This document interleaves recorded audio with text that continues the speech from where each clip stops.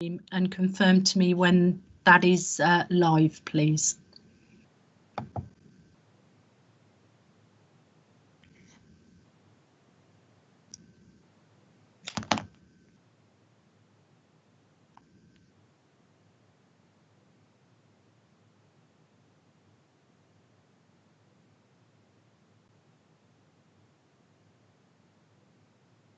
We're now live, Chair. Thank you for that. Okay, good evening everyone and welcome to today's Cabinet meeting. It is just on 6 o'clock and we are now live streamed. Can I just advise everybody, if you haven't already done so, to aid with picture quality, etc., that you turn your mobile phones to silent or switch them off, and you only speak when I ask you to unmute it during the meeting. That also helps with sound quality as well. The first item then is I've already done, which is to explain the meeting protocol. All of Cabinet is here, so there are no apologies. Declarations of interest, they are as printed. Are there any additional declarations of interest people will need to alert us to?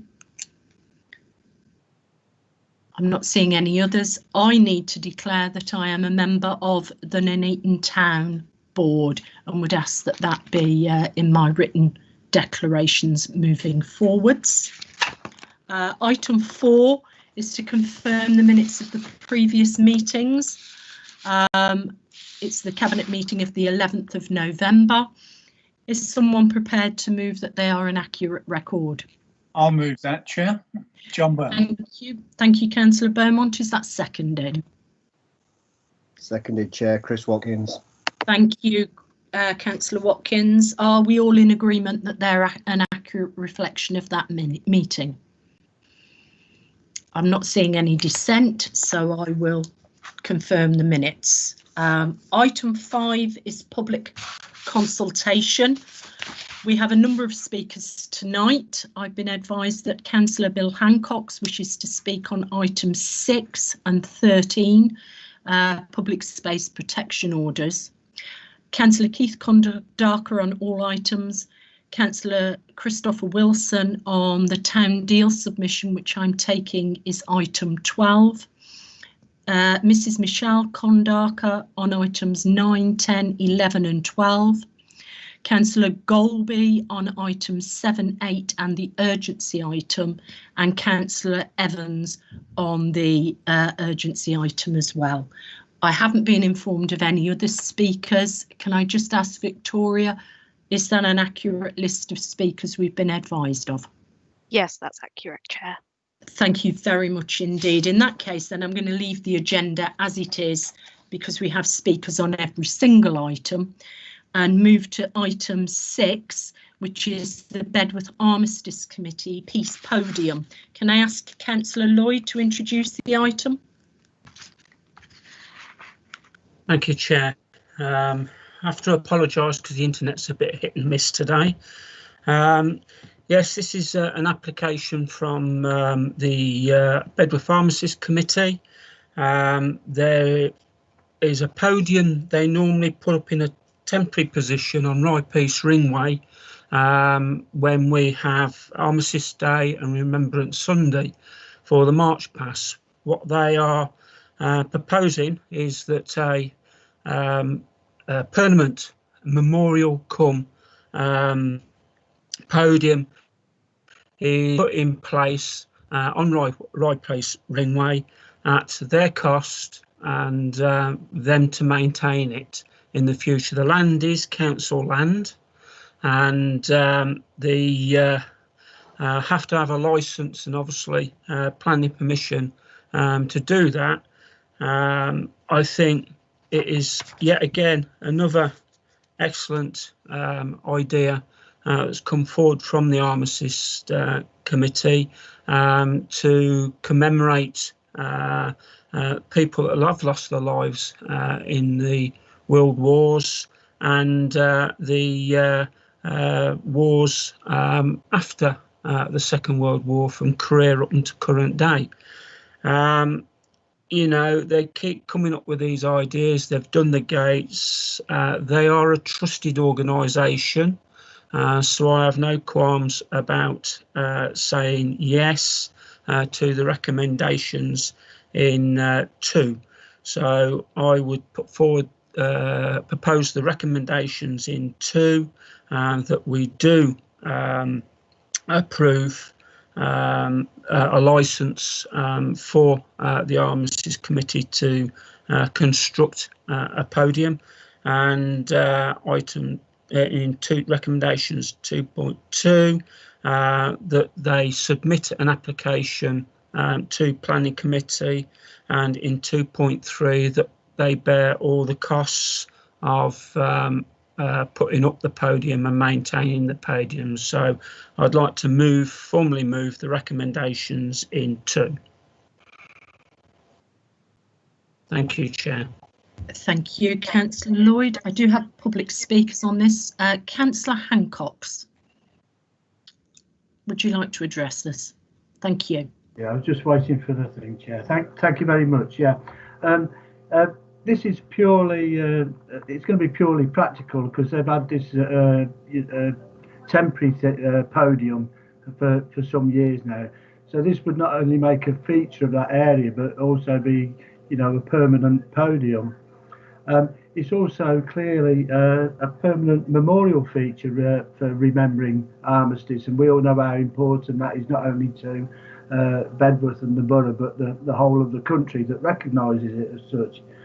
But something that I'm really pleased about is the opportunity we've got now to reinstate those historical, going to be refurbished entrance gates. They were the entrance gates to the Miners' Welfare Park, but originally came off the Coombe estate. So they are historical, but what I wanted to make sure, and looking at the plans, I'm reassured, is that them gates wouldn't be an opening gates into the park. That they will be there, you know, just for visual purposes, but it recreates that link with the Miners' Welfare Park from before. Councillor Lloyd has touched on the issue about future maintenance, so that's clearly within your remit to consider that. But I do fully support the concept of this plan, and I say that because it may well have to come to Planning Committee, and perhaps I might be on that committee at the time, so I will remain open-minded about that in case it comes to that. But Chair, there's something that I also thought of, and I think it's worth some consideration, and I would suggest to the Cabinet that maybe there should be some talks with the Armistice people, as well as Coventry City Council and perhaps Coventry Cathedral, in as much as Coventry is recognised for its work with peace and reconciliation, and this is being titled a Peace Podium, and I think there's some merit in working with Coventry on that basis, and also bearing in mind that this most important year of 2021 for the Armistice people is also the City of Culture year for Coventry City Council. So primarily for the peace and reconciliation bit, I think maybe we could work together on it. Thank you, Chair. Thank you, Councillor Hancox. Can I bring in, sorry, are there any points of clarification that Cabinet wish to ask of Councillor Hancox? I'm not seeing any. In that case, thank you very much, Councillor Hancox. Can I bring in Councillor Kondaka? Thank you very much, Chair. It was a great honour to attend the Armistice, not this year, obviously you didn't have one, but the year before, and I fully support them having a proper podium. It really is a good idea. Just a couple points. We've got quite a few people who are less able now, so I do hope that, like at the side or something, we can consider handrails and things to make it quite disabled friendly. Quite like the point about it being a peace thing as well, and Councillor Hancox was mentioning this, so maybe some suitable phrasing or something so that people actually understand if they're driving by what it's about.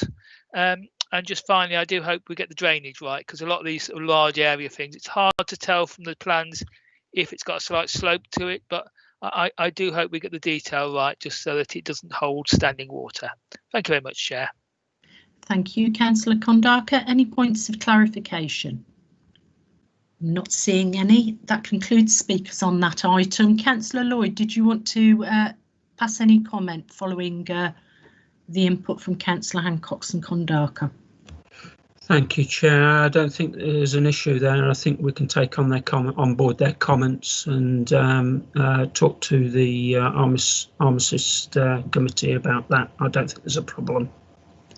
Thank you. I'm happy to second the recommendation from the Chair in regard to this. I have to say Bedworth has a very proud tradition of remembering, and the idea of a peace podium I think is something we would all see as a real improvement in activities in this regard. So I'm going to then move to Cabinet. Are Cabinet happy with the recommendations as printed? Taking on board that I'm sure Councillor Lloyd and indeed the Director have heard the comments in regard to conversations with Coventry City Council, etc. Are we all happy to take those on board? Yes, Chair. I'm not seeing any dissent, so that then is approved. We then move on to the next item, which is item 7. Can I ask Councillor Watkins, do you want to introduce this item? Yes, thank you, Chair. The council restarted their building programme in 2013 after successfully delivering 47 new homes.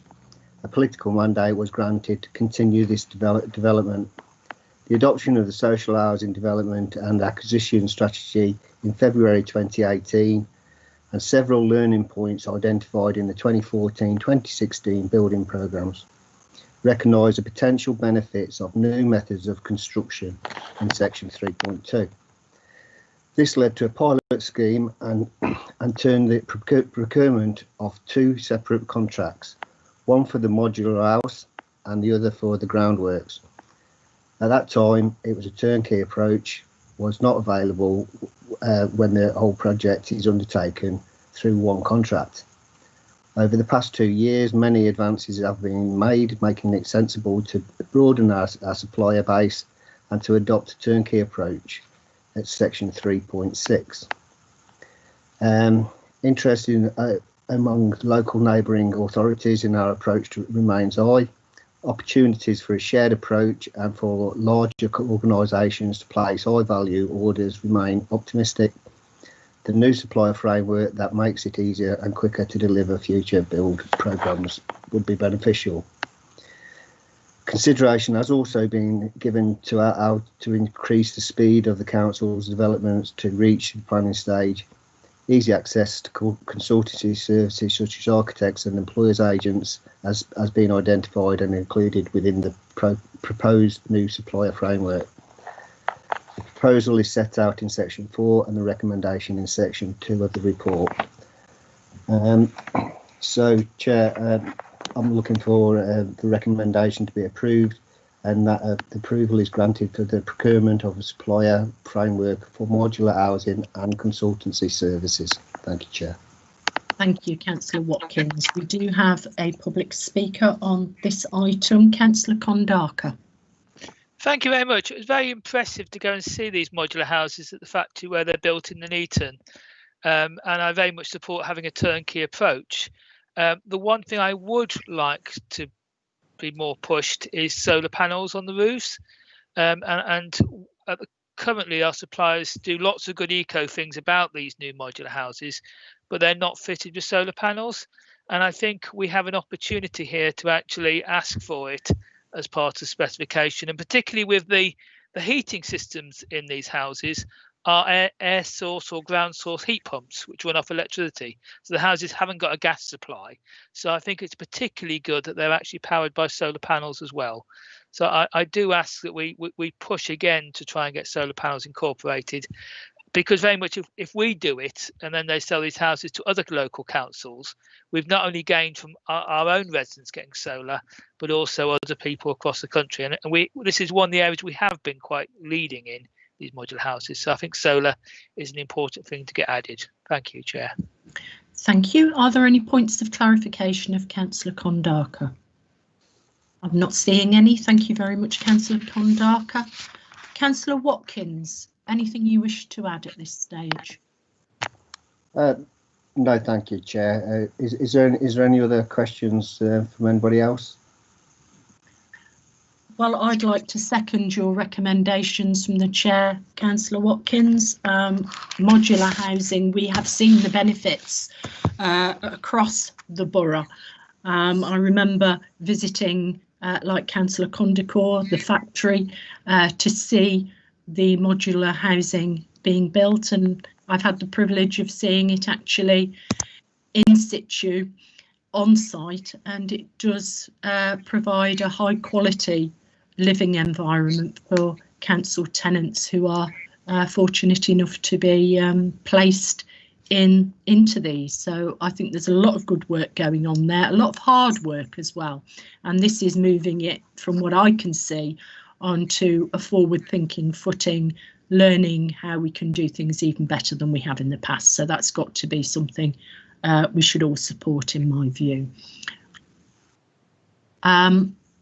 I do see that there is a councillor with their hand up, and actually, Councillor Golby, I owe you an apology because I didn't bring you in. You were on my list as wishing to speak on this item. I do apologise. Councillor Golby, can I bring you in now?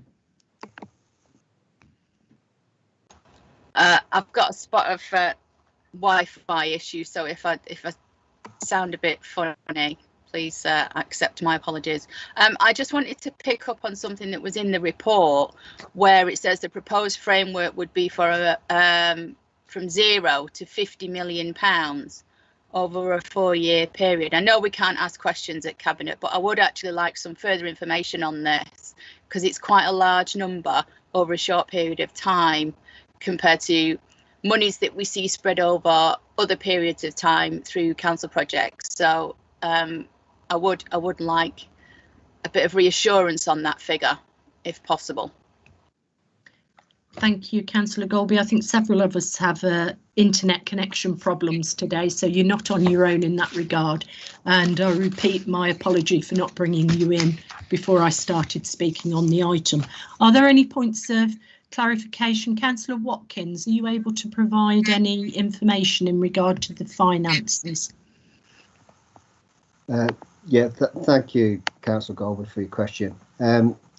I think it would be better if I emailed you a full response to your question rather than try to answer it now. So I'll do that in the next. Yeah, that's fine. I'm happy with that. Okay, thanks.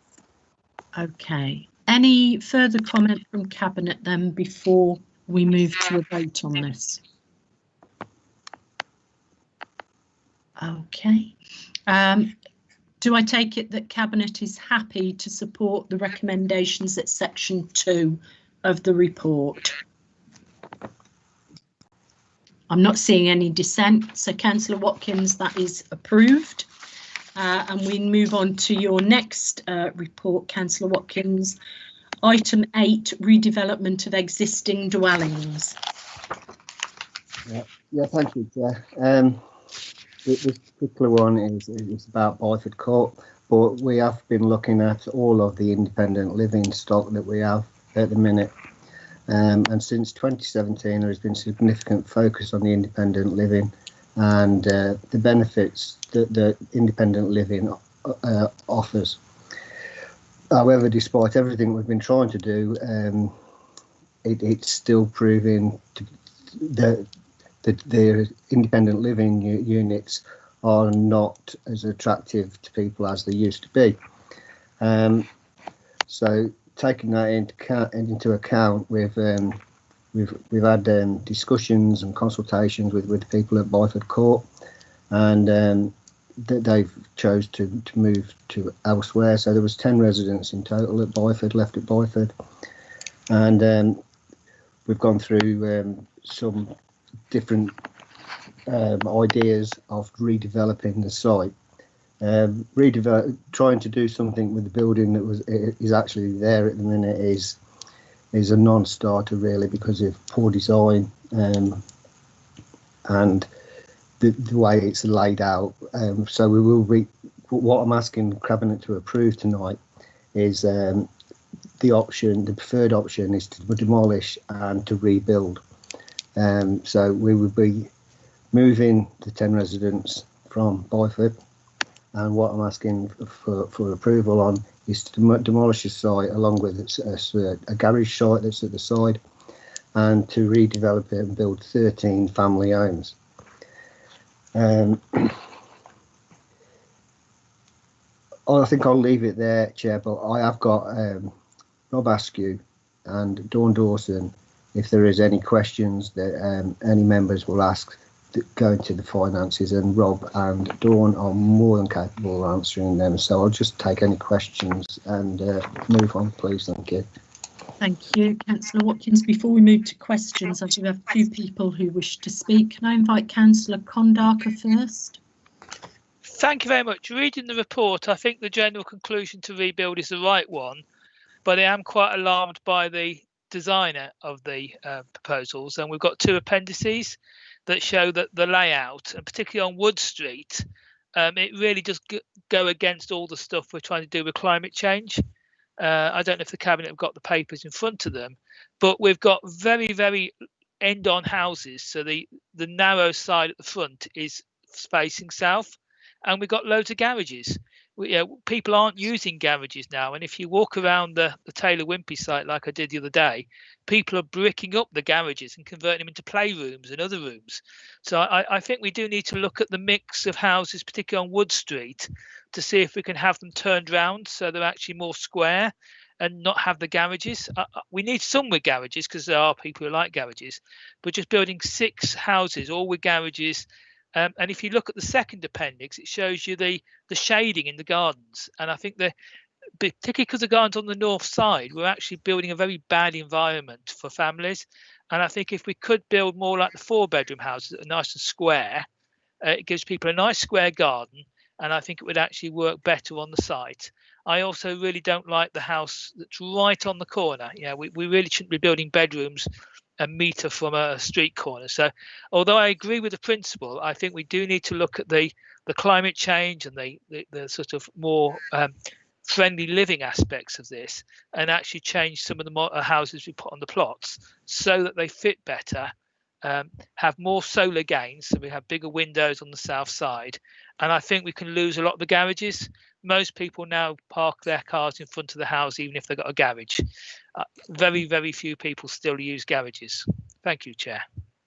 Thank you. Are there any points of clarification of Councillor Kondarka? Chair, I'll write this down and I'll wait till I hear what Councillor Golby has to say, and then I will come back because there is some points of clarification that I need to make there. Thank you. Okay, thank you. Thank you very much, Councillor Kondarka. Can I invite Councillor Golby? Thanks, Chair. I'm one of the odd people that would love a garage, and I certainly wouldn't be breaking it up into a playroom. I'd be using it. So not everybody can be tarred with that particular brush. And even if people do break it up and use it as a playroom or an extra piece of internal housing, then it's probably because they prefer to do that for their lifestyle. So I wouldn't like to be so prescriptive on how people live their lives. My point actually is not about the houses themselves. It's a query on the finances again, actually. We've got on point 4.4 looked at house building and the requirements. I think it was 2 budgets ago now. We actually were looking to do something very similar to this, a demolish and rebuild, and also significantly extend the number of council properties we've got in the borough. This total cost for this scheme on this in this agenda and this report is estimated at 2.391 million and offers a payback of 40 years. But if you look in a cabinet report from 2 months ago, on the 9th of September, the costs were significantly less. They were in the region of 1.8 million to demolish and rebuild with a 33-year payback, and that was also on 13 units. So that's a big jump in the space of 2 months. So again, I'm just wondering what's gone on there, and how tightly the costs can be controlled on a project like this. I'm not keen on the fact that the costs have changed so much within the space of a couple of months. Either they're wrong then, which is bad enough, or they're wrong now, which is not good either. So we need to get to the bottom of that. Thanks, Chair. You're muted, Julie.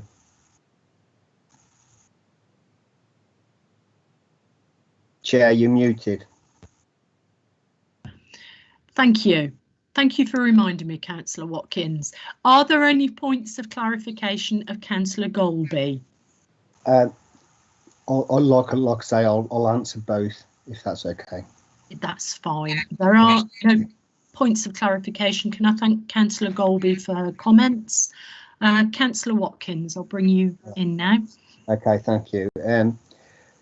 Yeah, if the report had been read properly, you would see that they're just sketches. It's not at a design stage yet. It's not. There's nothing being put forward to planning, so that them designs can possibly will change. Everything is being taken into account going forward. Environmentally friendly, with obviously all over that, and they are airtight. We are only looking at one fuel supply, which would be electric and not gas.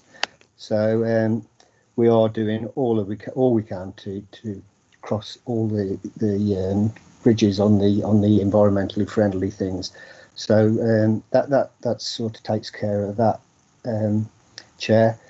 Also, in the report, it was advised by officers that was what we needed: 2, 3 and 4 bedroom. So that plan sort of does show 2, 3 and 4 bedroom.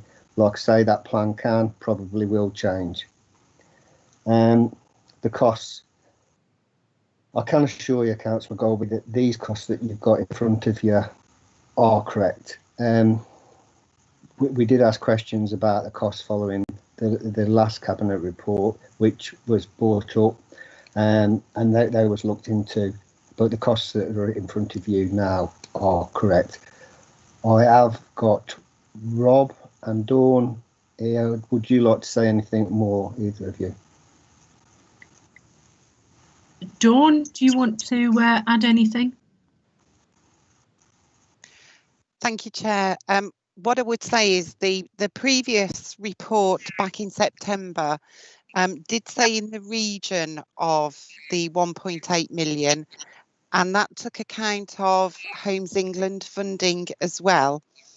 What we've been advised since discussing the potential scheme with Homes England is that this scheme wouldn't qualify for that grant funding because the amount that we're demolishing is more than the amount that we are putting back.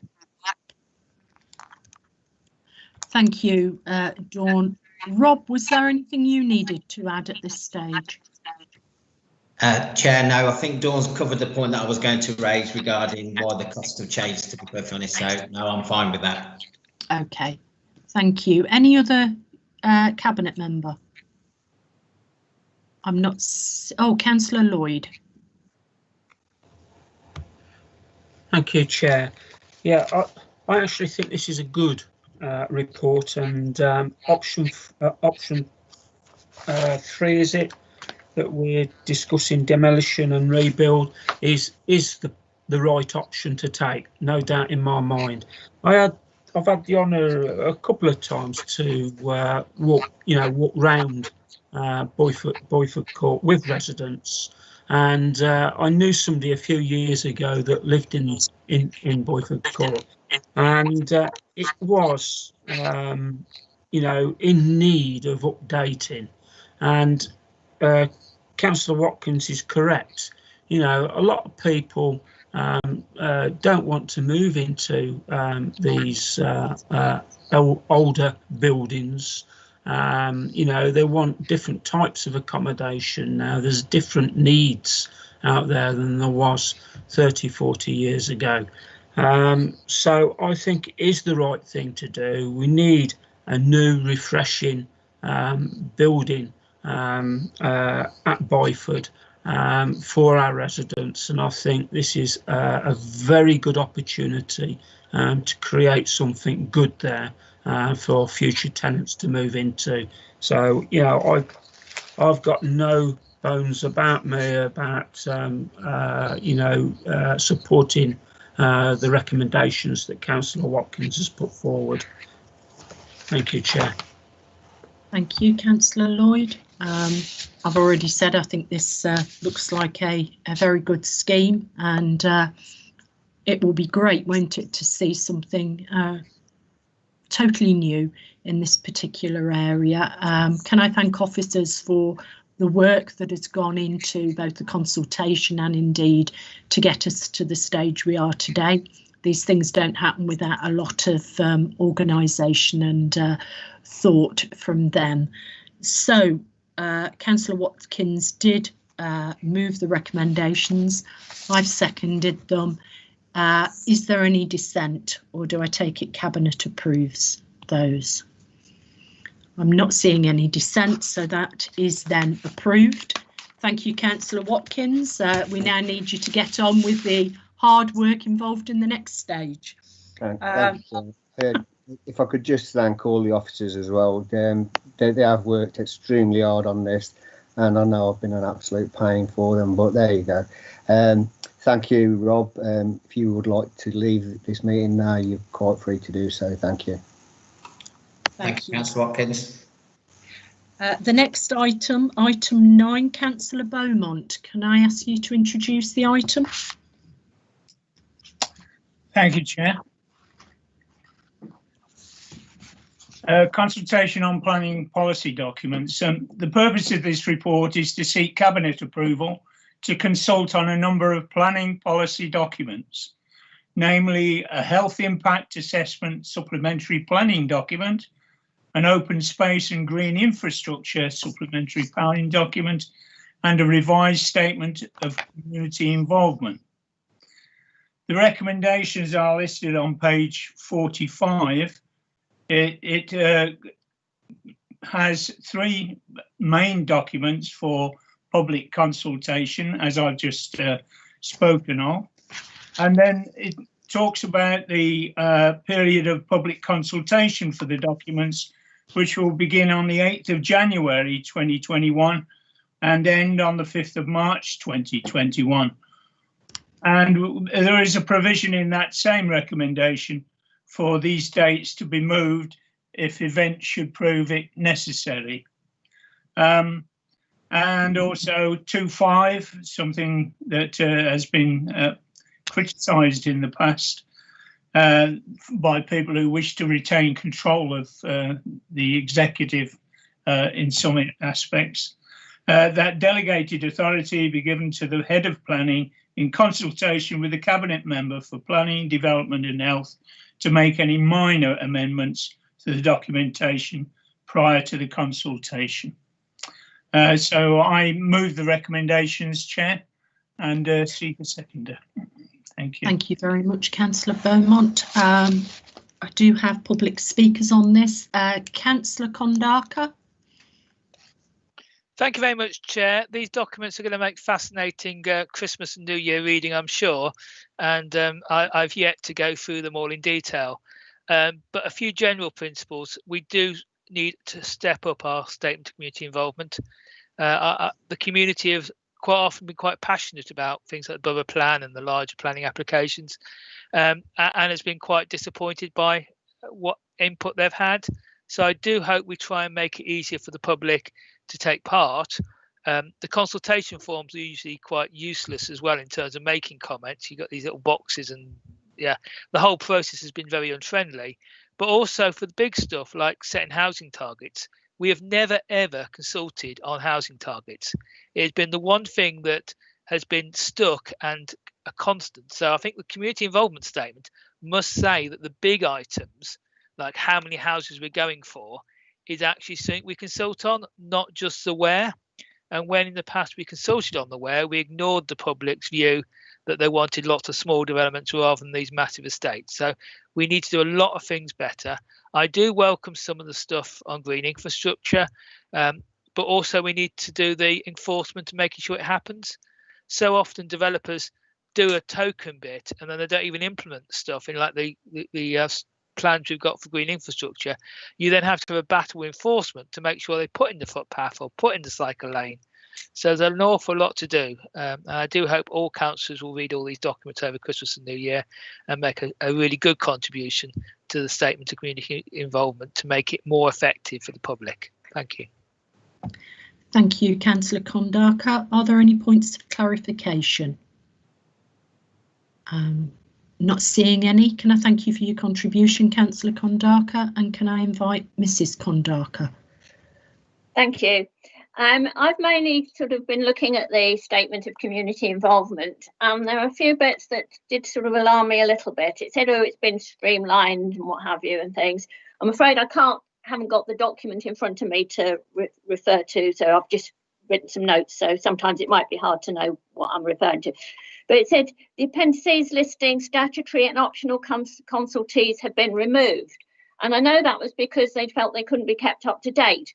But if you've got to have a list of the consultees, because I mean, they've got to work from a list to know who to contact. And if you haven't got a list, how will anyone know that they should have been consulted and haven't been? So that's a bit of concern. In 2.2, it said voluntary and other bodies which we consider appropriate. So who makes that decision if it's not in the document? You know, what's appropriate for one thing.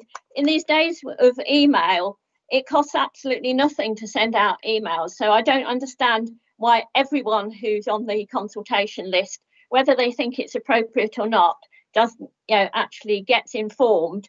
And then if they choose to say, oh, that's not really relevant to me, or I'm not interested in that, that's fine and things. But then at least you can say to everyone, well, you were emailed, you were told about it and things. I find this sort of bits of when we consider appropriate. In 2.9, it said 4 weeks. Would it not be better to say so many working days? Because if you've got bank holidays and things, it does really have quite a big effect as to things. And also about the planning applications, it says this is 220, we may also use other methods. It shouldn't it be we will use other methods as well? We may, so that gives the option of not doing it, and therefore that is not full consultation.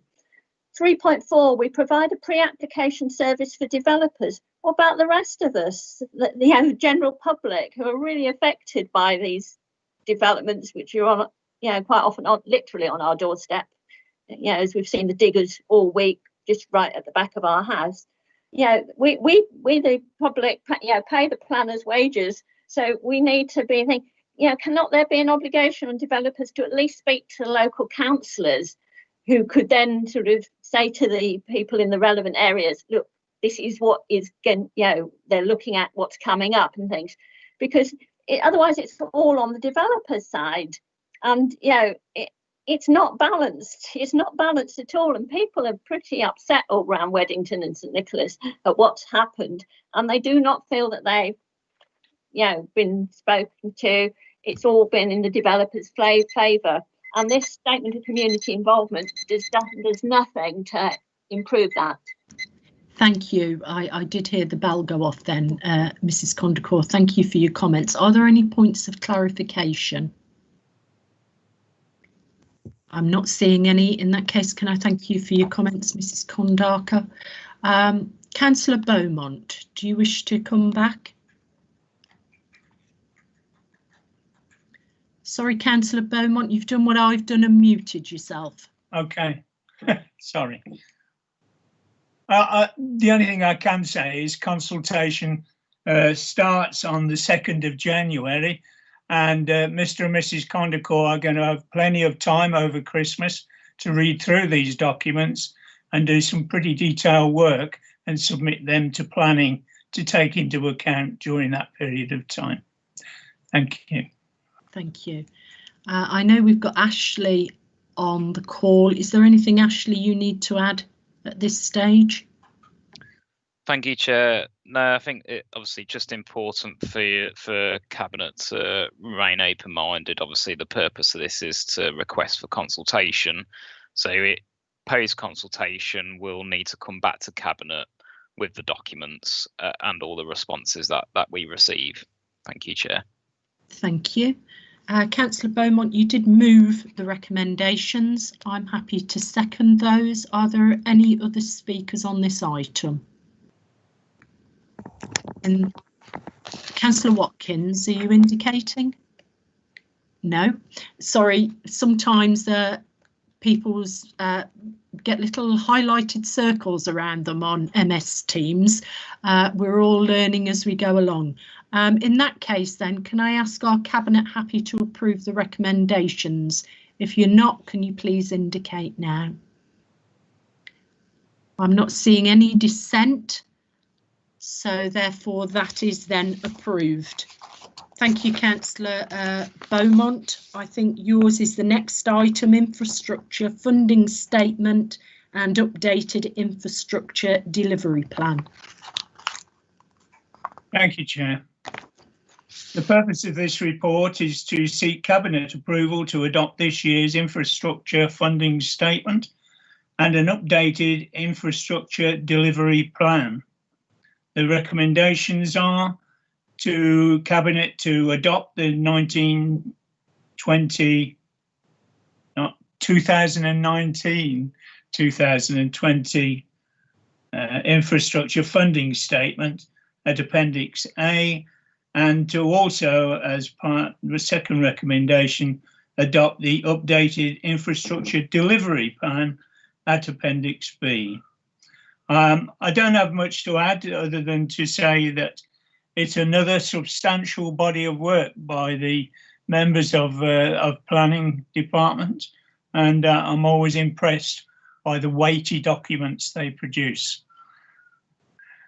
So I move the recommendations. Thank you. You are muted, Chair. I am indeed. We'll remember to unmute and mute at appropriate points. Can I bring in Councillor Kondaka? Although these documents are weighty, Chair, they're horrendously out of date in places, and there's various errors in them that we picked up during the Borough Plan examinations that haven't been corrected. If you look in the list of, for example, GP surgeries, they date back to January 2015. That means they'll be 6 years old next month. And there's GP surgeries in there that the CCG has closed. So I do think we need to go through these documents and actually bring some of the items up to date. And on the infrastructure list, there's a nice spreadsheet of all the projects, but that has got horrendous errors in it still from the local plan examination. For example, Knuckle Phase 3 cost £19.50, and that error was picked up at the local plan inspection. Yeah, you do not build a dive under railway junction for £19.50. Also, there's things in there like the Bay platform in Coventry that it says will be delivered in 1918-19. That's now expected in 2023. And we've got things in there like the Weddington Railway entrance, which I'm passionate about getting an entrance on the Weddington side of the railway line, which is uncosted. That there's so much that needs updating in these documents, and we're going to approve things that just haven't been gone through to put all the basic things that have changed over the last 5 years right. So I do ask we get a lot of these things right. I do ask we put prices in for some things we know, like the Weddington entrance, and there's things in the general bits about work we need to do that we need to actually get done. There's footpaths, there's money in there from developers to actually improve some of the footpaths on Sandon Park and things. So there is good stuff in there, but we also now need to get that done and actioned. So it's a weighty document, but we need some officers' work behind getting it correct and making sure we get some of the things implemented. Otherwise, it's just a bit of paper. We rubber stamp. It's out of date, and it doesn't help us get money from developers and spend that money wisely. And the final part I'd like to say is we do need to do serious changes about the money we give to the CCG for GP surgeries, because we're not getting them. We have massive population increase and no new GPs. And in fact, we've just lost temporarily the GP in Whitestone, who's been suspended. We've got a lack of GPs in Weddington and St Nicholas. Yeah, our infrastructure development programme isn't developing the infrastructure we need. Final part I forgot, we need to sort out primary schools, because all the primary school stuff in this is also wrong. Things have moved on. We've had a 2-form entry school built at Lower Farm, which then knocks on to whether we need a school at all for Top Farm. So I do ask these documents are reviewed, and maybe we should have had a session before they came to approval with councillors who could have gone through them and provided ideas to the officers to update a few things. Thank you. Thank you for your comments. Are there any points of clarification of Councillor Kondaka? I'm not seeing any. In that case, can I invite Mrs. Kondaka? Thank you. Thank you. Well, Keith actually said some of the things I was going to say. I mean, on the infrastructure funding statement, I mean, it's actually very good that it's all itemised and put in year and where it's come from and things. It's a shame it's only being done because you have to by law. It'd be lovely if it had been done a long time ago, because it'd be very helpful, and I hope it will be on the website so all the public can see exactly what monies are coming from what. It's a bit strange though. It's the document shows that what's sort of been agreed in the things that have come through in the past year, but the amounts that have actually been received, it doesn't say where those have come from. And obviously a lot of these planning things for the big developments are, they will pay so much for open space or whatever once the 150th house is occupied, or whatever numbers happen to be. And it would be really good to actually see that in the thing. I've had people ask me about paths and things on Buttermere Park, and I know I've spoken with Matt Crosley and the Parks team and things, and I know there is money going to be coming in and things, but only after a certain point has been reached and things. So I don't know when that's going to be and things. So there's a lot of things that we don't know about. In terms of the infrastructure delivery plan, I mean, Keith covered a lot of what I was going to say, but it's just full of jargon and planning speak. And things like, from consultation with Severn Trent water representatives, there's some capacity issues within the borough. Every big application that's come on saying, oh yeah, no, there's no problem whatsoever. And I know there's a problem in Weddington, because you can smell it when you're by the pumping station. It can't cope. There's a problem. I've smelt it on Horston Grange, and I can only put that by the sewage bit. And I can only put that down to all the new houses that are feeding into that and things. And that money should actually be coming from the developers. So it's really, really important that we get these things right. I'm obviously got a health background and things. Immediately I looked at the figures, the dental practice I worked at in Bedworth, which is the largest one in the area that I know of, 9 surgery, doesn't seem to be listed in the things. Doctors' surgeries, the numbers thing that says there's 6 doctors at Whitestone, there's only 1, and at the moment it's actually being covered by a locum. There are a lot of errors in there and things. And Keith mentioned, the doctors thing is, by the time this goes in, we're talking about 6 years on. A lot of changes happen in 6 years. I've worked at places where I've only been there for 5 years. So doctors, dentists and things could have been and gone in that time scale and things. So it's very, very sad that a lot of the things in the IDP are so out of date. Thank you for your comments. Any points of clarification? Can I thank you, Mrs. Condacor, for your comments? And I'm going to actually ask Ashley if he wants to comment further. Thank you, Chair. So I think in terms of the infrastructure delivery plan and the infrastructure funding statement, the first thing to bear in mind is the infrastructure funding statement. It's the first time the authority has had to produce one of these. So what has been produced for the authority is effectively in line with the legislation and guidance. Now, over time, Cabinet may decide that they want to enhance the document with more detail, and officers would be happy to facilitate that. But obviously this year the purpose is to meet that legislative requirement. So just to assure Cabinet that's been achieved. In terms of the infrastructure delivery plan, the primary purpose is to assist the authority in securing the infrastructure linked to the adopted borough plan. So it's opportune to update it, which the authority have the ability to do.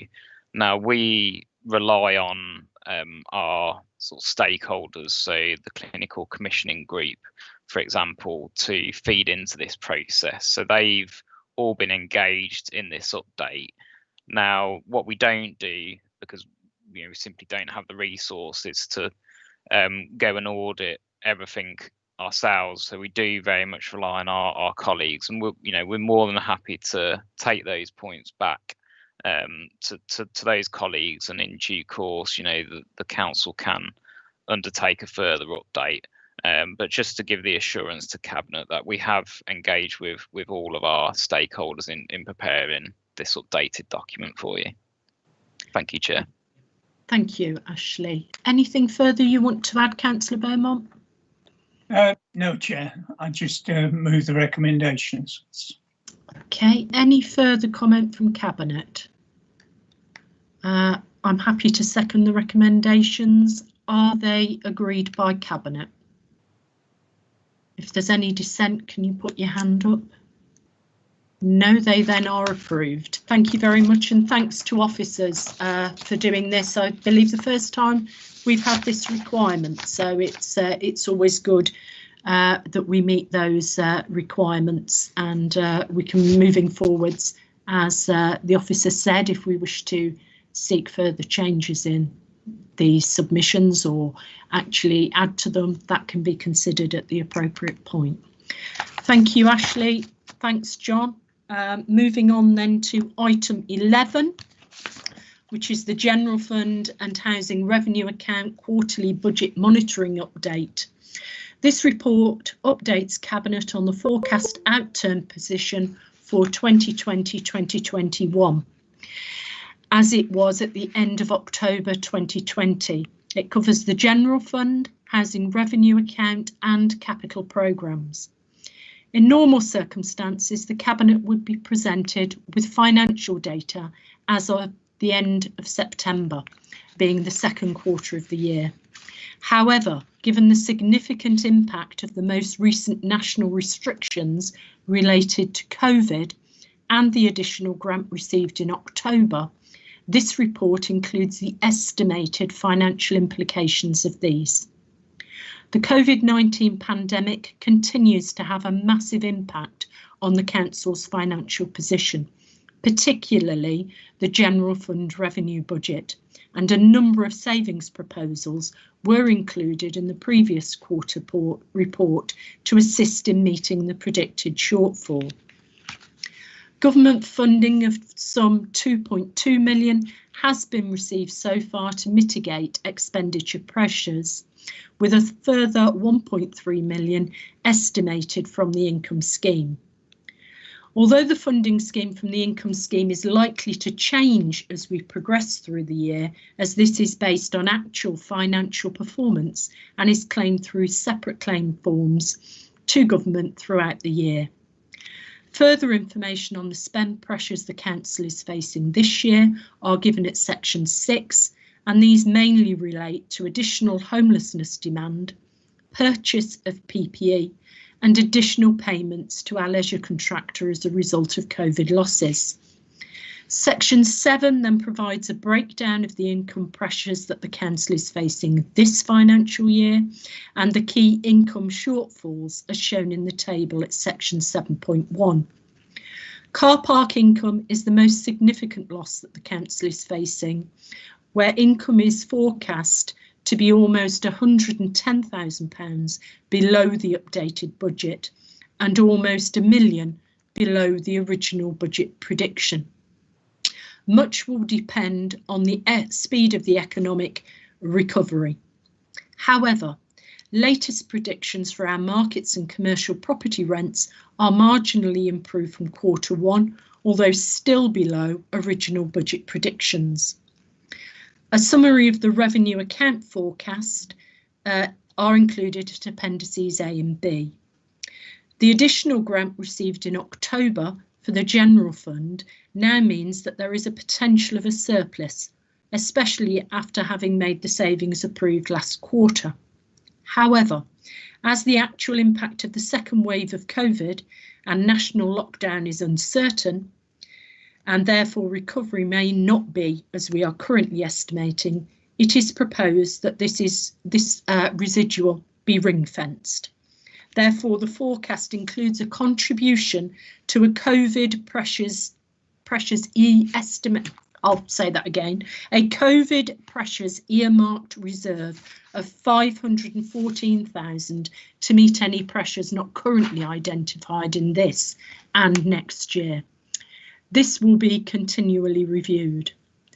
The main pressure on the housing revenue account is the continuing cost for security services for the independent living schemes, delayed due to COVID and the inability to complete fire risk safety works.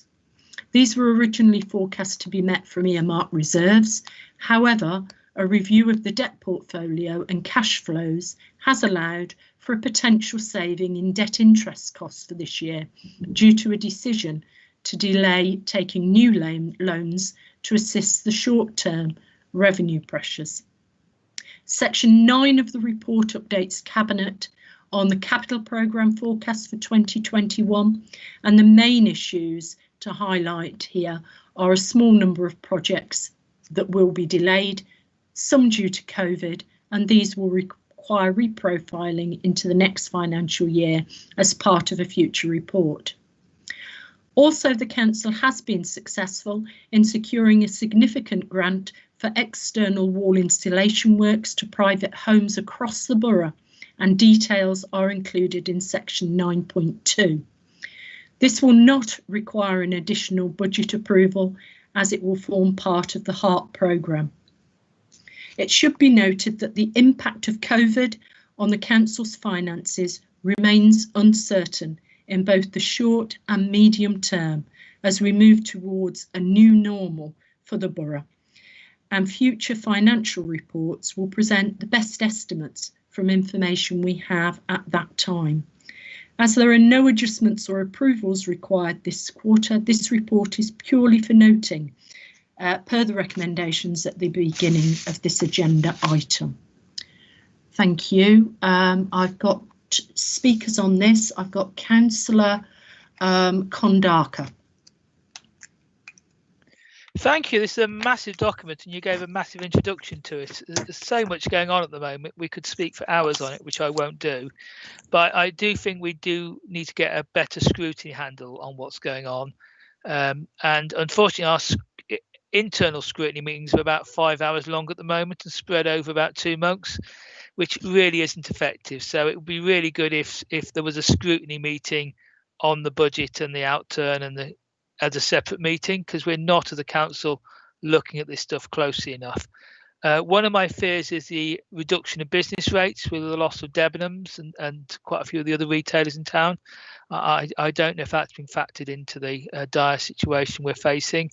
The other thing, we've got this Abbey Street project, which I went to the seminar on, the public one, at lunchtime, and I don't see that being brought out in these documents yet, but obviously we are spending some money on it, so it'll be hidden somewhere in the detail of one of the headlines, but it'd be nice to actually have some breaking out in terms of finance and what's happening with the Abbey Street project as it builds speed.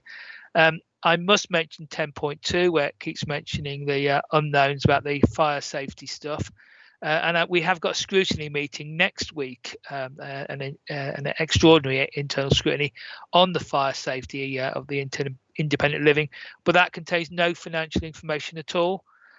We haven't had updates on the financial cost of this in the housing revenue account, but I do understand now the works for containment will be done this year, and we need to do works, fire doors, etc. in the next financial year. So I would have hoped there was some budget feedback from what's happening with that aspect. say, so much going on that we really need a separate meeting. And I understand there's an extra item on the agenda tonight to look at some of the parking issues and some of the things we can spend some of our support money on. So I'll talk on those on the other paper. Thank you, Chair. Thank you. Are there any points of clarification? Thank you for your comments, Councillor Kondarka. Mrs. Kondarka. Thank you. Well, obviously, I mean, I haven't gone through it with a fine-tooth comb and things, but there are just one or two bits, and I know I have mentioned it before. 8.1, vacancies are a concern, and it mentions all sorts of departments, but always the one is economic development, and we just need economic development officers more than anyone else probably at the present time. I mean, Debenhams and Topshop, that you name it, we've lost a lot of retailers, and that is nothing to, that's not the council's fault, that's just how things have panned out and things. But what I don't see in all these things, it's sort of saying, oh yes, well, this is balanced out against that and what have you and things. But what I don't see is anything that's actually being done to try and reduce the deficits, i.e. how we really trying to encourage people into the towns in the short term. I know for Nuneaton there's a lot of bigger, longer term plans, in the pipeline, with developments, and hopefully at least some of those do go forward and are successful. But we naturally need things in the here and now. I didn't actually even realise that there was something else been tacked on about car parking and things, but these things are what we really need to be looking at very, very urgently, because it will have a massive sort of knock-on impact if we can get more people into the towns. And there's plenty of space. I mean, yes, we don't want, scenes like we saw outside Harrods on the telly and whatever things. That's just not going to happen in the size of our towns and things. But we do need to get people into the towns to support the businesses, so the businesses can afford to be paying their business rates, for a long time and things. So I'd really like to see a bit more. And the other thing I'll just mention, and I've mentioned this umpteen times as well, there's loads of acronyms used and there's never a glossary and things. In the bit on the capital programme, in the second paragraph, it talks about EWI, and I have absolutely no idea, and probably most people reading it wouldn't know what that is. I have mentioned this time and time again, and there's still never a glossary. So please, please, please don't use acronyms without glossaries. Thank you. Can't hear you. You're on mute. A point well made, Mrs. Kondarka, about acronyms. I think all of us struggle when we can't be expected to understand every single one. I think the one you're referring to is external wall insulation, but I think you make a very valid point, and officers are on the call. I hope we can endeavour moving forwards to actually make sure we provide some kind of glossary, because it is difficult to get a full comprehension of something if you're excluded because of the use of acronyms. Are there any points of clarification of Mrs. Kondarka? Can I thank you for your comments, Mrs. Kondarka?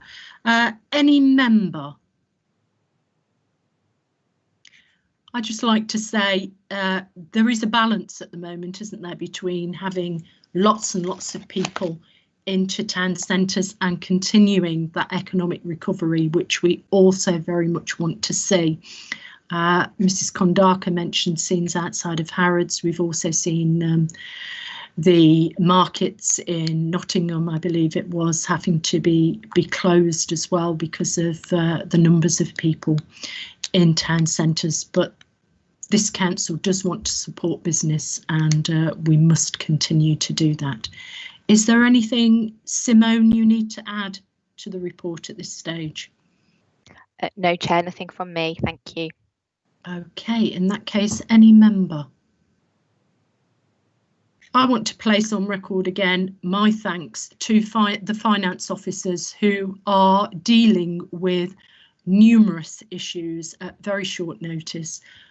Regarding grants, an item we will come on to later, but there's an awful lot of hard work going on in this regard, and it's being done by some very committed officers, and I think it's right. Council Cabinet places on record its thanks to them. I've got two speakers, Councillor Lloyd and then Councillor Watkins. Thank you, Chair. I'll be very, very quick. I'll echo what you've just said, because that's what I was going to say. And I think the way we've got to look at this, the impact on the words that stand out to me, the impact on the budget remains uncertain. And that's the issue. It's very, very difficult you have to be budgeting all the time. And I know officers are beavering away behind the scenes to keep us up to date with the most up-to-date information on budget. You know, we've been working on budget and trying to keep control of the budget from day one of this year, as soon as the COVID was announced. So I think, as I say, impact on the council's budget remains uncertain, and it does. Thank you, Councillor Lloyd. Councillor Watkins. Yeah, thank you, Chair. Yeah, difficult times, and I'd just like to thank the whole of the housing team. Really, we've had a difficult year with the fire risk assessments, but what have we done? We've brought in some external fire risk assessors. We've done the risk assessments. We've done the work. We've had to bring in some waking watch. We've worked with all the professionals. We've done everything we've been asked to do. We've gone on 2 lockdowns, a national shortage of building materials, and we're still on schedule to complete the works. So I'd just like to congratulate the team and the contractors on the professional way that they've done everything, and the way that we've managed the budget. You're absolutely right on Nottingham, was it? Nottingham that had to close their market down within 24 hours, I think it was, of opening it. Got flooded by people from everywhere to go into the Christmas market. We're making some tough decisions there as well, but again, we've got to take the health and safety of every resident in this borough seriously, and I think that's what we're doing. So yeah, that's all I wanted to say, Chair. Thank you. Thank you, and I'm sure the whole of Cabinet would join you in placing on record our thanks to housing, who are working, you know, with some very serious restrictions over the last few months. Councillor Lloyd, is that an old hand or a new hand? Oh, it's gone. Okay, then I'll move then to a vote on the recommendations. Is everyone happy? I've moved the recommendations. Is someone prepared to formally second them? I'll second that, Chair. John Beaumont. Thank you, Councillor Beaumont. And is Cabinet happy to approve those? If there's no hands, I will take it that Cabinet is happy. Thank you very much. That moves us then on to item 12. This is the submission to the Towns Fund on page 78 of this evening's report. It actually starts at page 73. This is an amount of money that we are eligible to apply for, or rather the Towns Fund is. Lots of exciting opportunities for us here. With we can bid for up to £25 million, an amount of money that will go a long way to really giving us that step change in Nuneaton that we all very much want to see.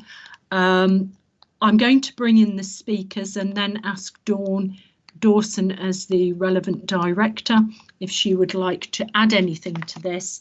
You can see the sorts of things that under section 4 of the report, the challenges, the strengths and assets and the opportunities. There has been a My Town Nuneaton website that people have been able to visit, mytownnuneaton.co.uk, and give their consultation feedback. These are exciting times for Nuneaton, with both this potential monies, and indeed the awaited decision from government on our bid to the Future High Streets Fund as well. I do have speakers on this item. I have Councillor Kondaka. Thank you very much, Chair. It's really hard to know what's going on with these things because there's a lot of publicity on your website, but actually what the 12 projects are hasn't really been made explicit because they're in the confidential bit of those reports. And it was mentioned there was 13 projects in the minutes of the last thing, so I'm a bit confused on that. I think it's really useful to look at some of the strengths, weaknesses and challenges as mentioned in this town stuff as well, because it's really good to think about these things. And poor educational achievement, it comes in quite a few bits on page 78 and onwards. And it's not clear what the plans are on the town's thing for that. So I hope someone can enlighten me a bit on that. And obviously there's some conflicts of interest as well, because we've got the principal of the college as part of this scheme. So I don't know how they were managed. Hopefully we're going to get a lot of good stuff out of this town's centre stuff. I did have a question why the new bits of Weddington were excluded on the town deal boundary on the back page. There's a nice sort of blocky map on page 81 that excludes the new parts of Weddington. That's particularly relevant because that's where the possible location for the new GP surgery is, and obviously that could have been a good thing to spend a bit of money on and improve some of the outcomes. So I don't know why that happened. And it mentioned air quality quite a bit, and the Borough Council turned off reporting of air quality outside Eton School a couple of years ago. We're still paying the electric bill on the air quality monitoring. So I do hope if we're doing an evidence-based decision making, we could actually start turning air quality monitoring back on and actually monitor the improvements from improving cycle lanes and whatever else you've got in this plan. I say I do wish it well. Unfortunately, I'm not been able to attend or allowed to attend these town deal boards, which I think is a great missed opportunity to have observers. I say there's a lot of questions that need answering, and it would be good to have a project plan, because obviously the council can have lots of ambitions and the board can have lots of ambitions, but we need to tick off how they're going. If you look at the local enterprise partnership, they have a programme delivery board and they have red, green, ambers on all the different projects. So when we identify these 12 projects, it'd be good to have a quarterly or half yearly red, green, amber to see how they're going and to see how realistic the plans are. Thank you, Chair. Thank you. Are there any points of clarification? Obviously, at this stage, there are no, this is just a bid into this particular pot of money. Mrs. Kondaka. Yeah, I haven't got a huge amount to add from what Piz just said. I mean, I went to the report and thought, oh, it didn't, I expected it to say, oh, we're going to bid for money for this, that and the other, rather than just sort of money to improve things which are a bit more nebulous. But I am sort of encouraged by what things are mentioned, and that particularly that sort of improving pedestrian and cycling, you know, was very high up on the list. And I'm just hoping that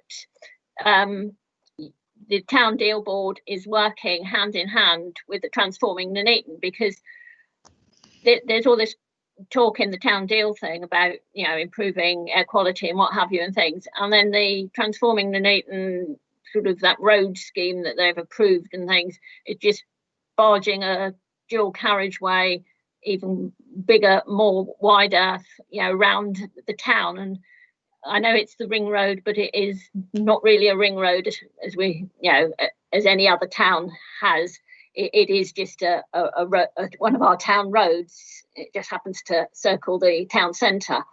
So I'm a bit concerned that there could be sort of conflicts between what one scheme is trying to do and what the other is, because a bigger sort of on the town centre planning thing that I just did last week, it you know, talked about the barrier to cycling and things getting into town from lots of areas of the around the outside of Nuneaton was this, you know, the ring road and things. And then we're now one scheme's talking about making that even bigger, and so I don't want all this good stuff that the town deal is working in the actual centre to be negated by a whopping great road going round the outside and sort of people thinking, I really don't want to walk and have to cross that to get into town. I'll go somewhere else instead, because that is a real risk, particularly from our end of town. Whereas, I can even cycling, I'm in Hinckley in no time at all if I choose to go in that direction. And, if it's too unpleasant to go into the Nuneaton and things, I and many others just won't do it. So we need to be all the different schemes need to be working very much hand in hand. Thank you. Thank you, Mrs. Condarker. Are there any points of clarification? No. Can I thank you for your comments? And can I bring in Councillor Wilson? Thank you, Chair. I'll begin by declaring an interest in that I am on the board itself, so just so that everything's out in the open and declared. I'm actually really positive and excited about this. Having called myself and from the opposition group for regeneration of Nuneaton Town Centre for years now, it's a real exciting opportunity to be able to possibly make a once in a generation change to the town centre in Nuneaton with the funding from the government which is on offer.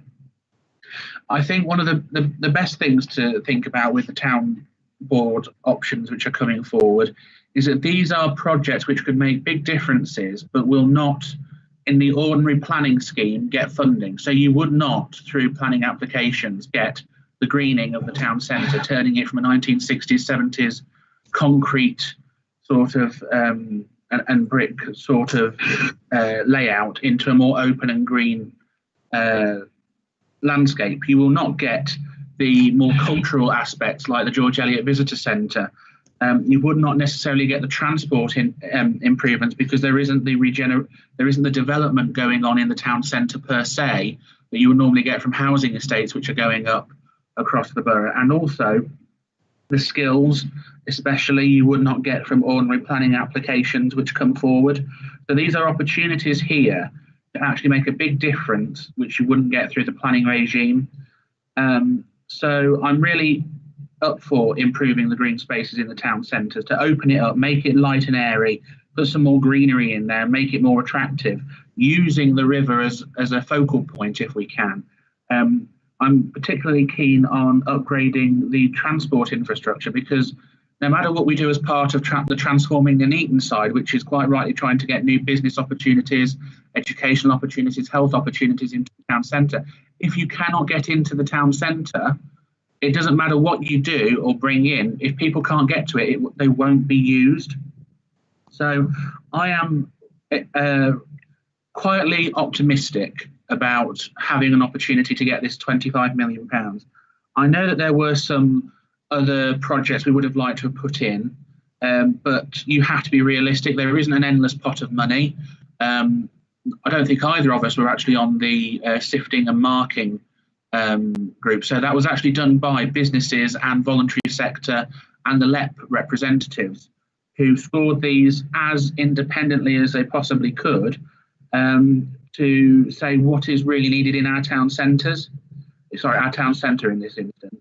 One thing I would like to raise though, and it is about the map, is I don't understand, and I don't remember seeing this map. If I have, it's because it's been buried in lots of other paperwork we had. But why is Hartsill and Chapel End being included? They're not within the borough. So could those possibly be removed, Chair? Thank you, Councillor Wilson. I don't know if these have something to do with constituency boundaries, but I'm sure Dawn will be able to answer that particular question. Are there any points of clarification from anyone before I bring Dawn in? Can I thank you for your comments, Councillor Wilson? Dawn. Thank you, Chair. I'll start with the map. We, as the council and the town deal board as well, we have no say on that boundary. That is defined within the town deal guidance, and we can't change it. Basically, that's the boundary we've got to work within.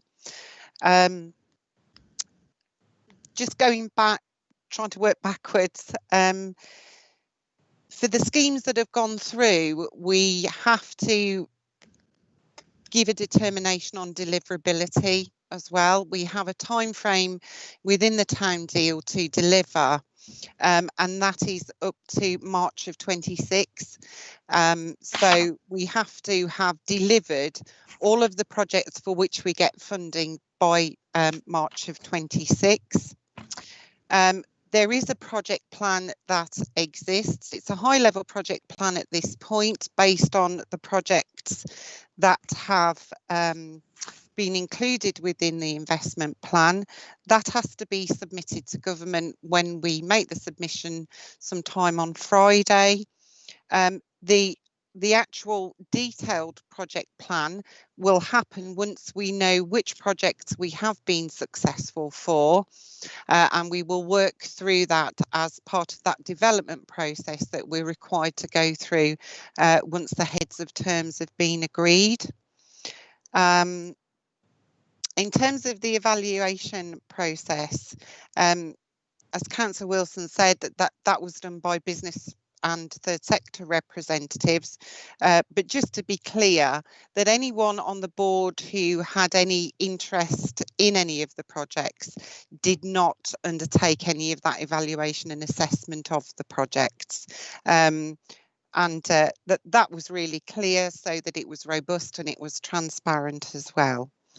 And in terms of transforming Nuneaton, for all of the projects that we put forward, which included the Future High Streets Fund also, we term the Transforming Nuneaton programme as our strategic blueprint, so that it does look at everything that is within the Transforming Nuneaton umbrella, so that it is complementary and it doesn't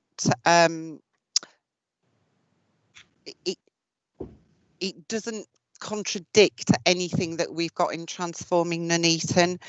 One of the things also that we are doing is moving towards the Transforming Nuneaton programme boards actually absorbing Future High Street and the Towns Fund, so that totality of approach is actually captured. We can make sure that we've got the resources in the right places at the right time. All of the finances will be considered in one place.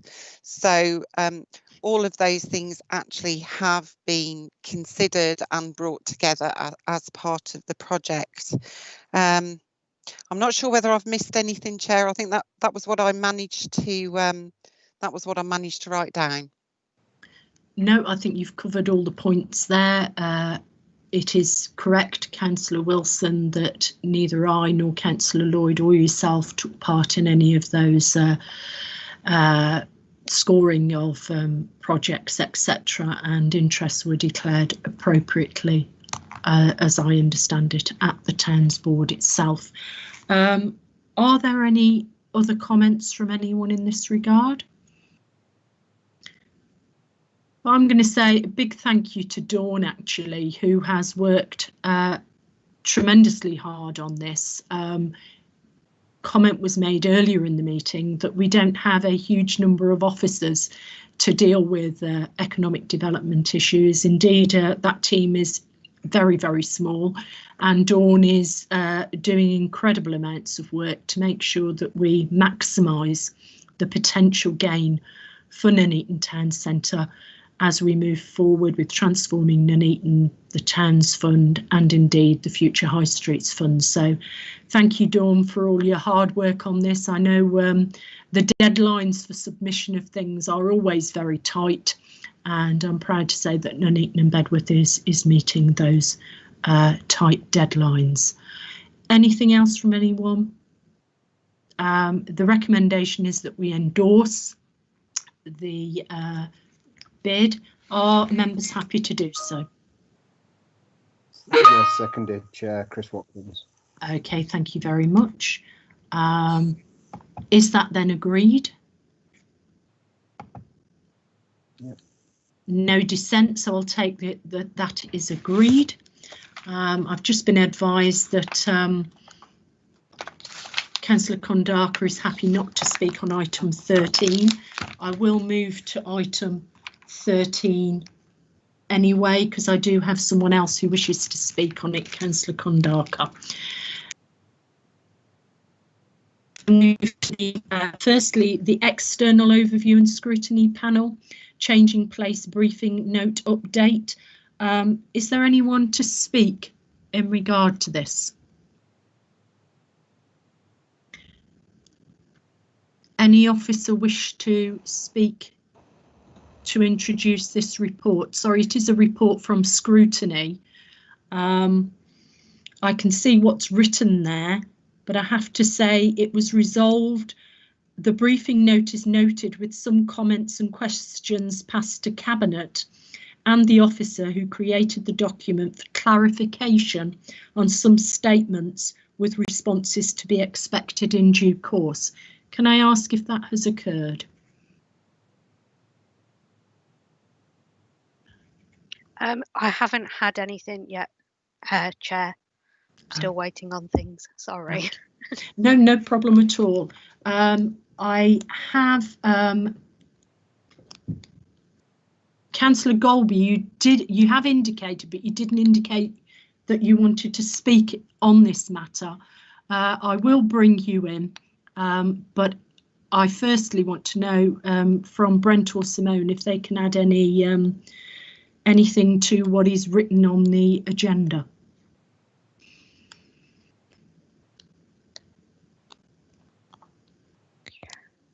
No, Chair, I don't have anything to add. Thank you. Sorry, Chair, just trying to get my phone and my video. No, Chair, I haven't got nothing to add either on this particular item. Okay. Thank you. I will bring in Councillor Golby.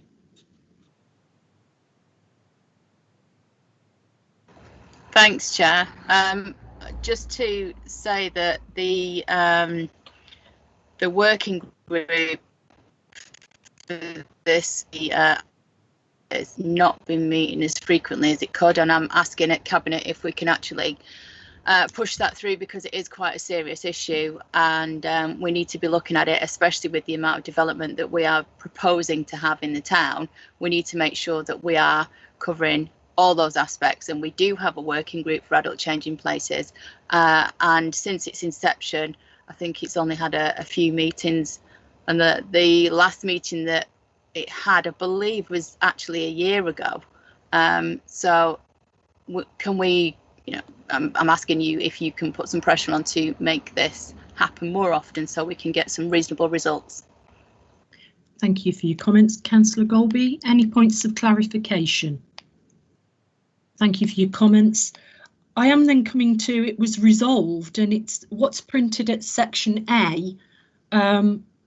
I don't seem to have any idea of what the questions or comments were, and I don't think any other Cabinet member has access to that information, and it's rare for me to suggest this, but I think it is such an important item, something that I know many of us feel quite passionate about, having appropriate changing places in our borough. That we really, I think, have no choice but to defer this item if we're not fully informed in regard to the scrutiny recommendation. Is there anyone else who wishes to comment on this from Cabinet?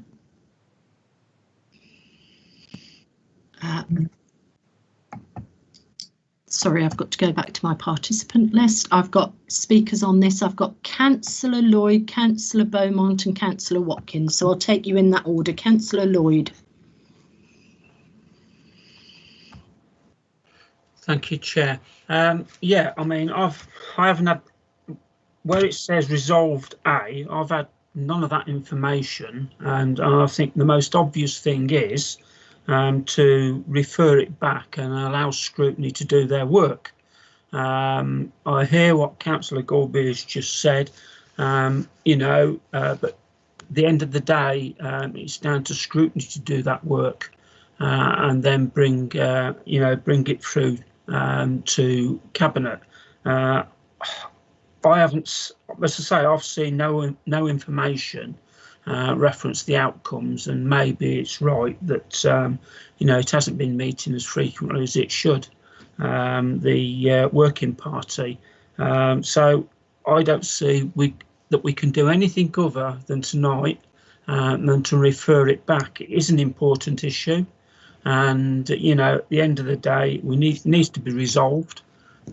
So we need the correct information in front of us. So I will second that we refer it back. Okay, I've got, I note Councillor Evans has put his hand up. Councillor Evans, I can't bring you in because you're not a member of Cabinet. Had you indicated before I'd started the Cabinet discussion, I would have allowed you to speak, even though you did not indicate you wish to. I did allow Councillor Golby in because she did indicate, and I saw that indication before the debate started of Cabinet. I'm sorry about that, Councillor Evans. Councillor Beaumont. Thank you, Chair. I've spent some time on changing places issues. Certainly, I was a member of the working group that saw it through to what I've a feeling we all thought was a conclusion. And the conclusion was that with town centre development and opportunities to intervene as part of the planning process where it's felt appropriate, that we would be covering changing places quite well. Of course, the last time it met was, I think, very early in this year, and it's just not been possible, I think, to do any follow-up from the final meeting. And I must say, I thought it was the final meeting. I would have been through and past standing in the local elections and been in a healthy retirement, but had things gone differently. So I thought it was quite hopeful that there would be a lot of change in place developments. Trying to unpick what was meant in the first paragraph and on the reference there, the panel raised several questions and concerns, and it uses bold to emphasise some things. Building regulations will change by the end of 2020 to make changing places a legal requirement in all new public buildings. Well, I think that's pretty typical. And the last report we had at the working group indicated that, in particular, Sport England and all those developments that they're involved with in Nuneaton and Bedworth were putting changing places into all the significant new building work that is being proposed. So, as I say, I certainly left that working group feeling quite positive about the future for changing place facilities. So it's a bit difficult without seeing where the references have come from, how to place that in any sort of context. But I'm still very hopeful that changing places will have see some significant development in the next few years in Nuneaton and Bedworth. Thank you. Thank you, Councillor Beaumont. I'm going to suggest then that we defer this, but that a report be brought back to the next Cabinet. This is something we want to actually see what scrutiny is asking us to do as a matter of urgency. Councillor Watkins, I did see your hand and then your hand went down. Did you want to come in on this? Yeah, thank you, Chair. Well, the reason I took my hand down is because it has pretty much been covered. But what Councillor Golb is asking is for us to ask the working group to reconvene, if you like. I think they've got to. I think we've got to reconvene because it is an important thing, and we need to know what's what. So let's find out what the working group are doing, what they've come up with, and I would imagine there's been changes of the membership of that working group. So we need to find out who's in the working group, what they're doing, and what the recommendations were or are going to be. So I'll go along with that, Chair. Thank you. Can I ask Victoria, if we can get some information in regard to scrutiny and bring a report back to our meeting, which will be next year, believe it or not. 2020 has gone quite quickly, but we do want an urgent report back. I have explained, Councillor Evans, the reason why I haven't brought you in. I apologise for that, but the debate of Cabinet had already started. I have moved then that we defer and this comes back to the next Cabinet meeting with some clearer understanding of what exactly Cabinet is being asked to do. That has been seconded by Councillor Lloyd. Is that agreed? Agreed. I don't see any dissent, so that then is agreed.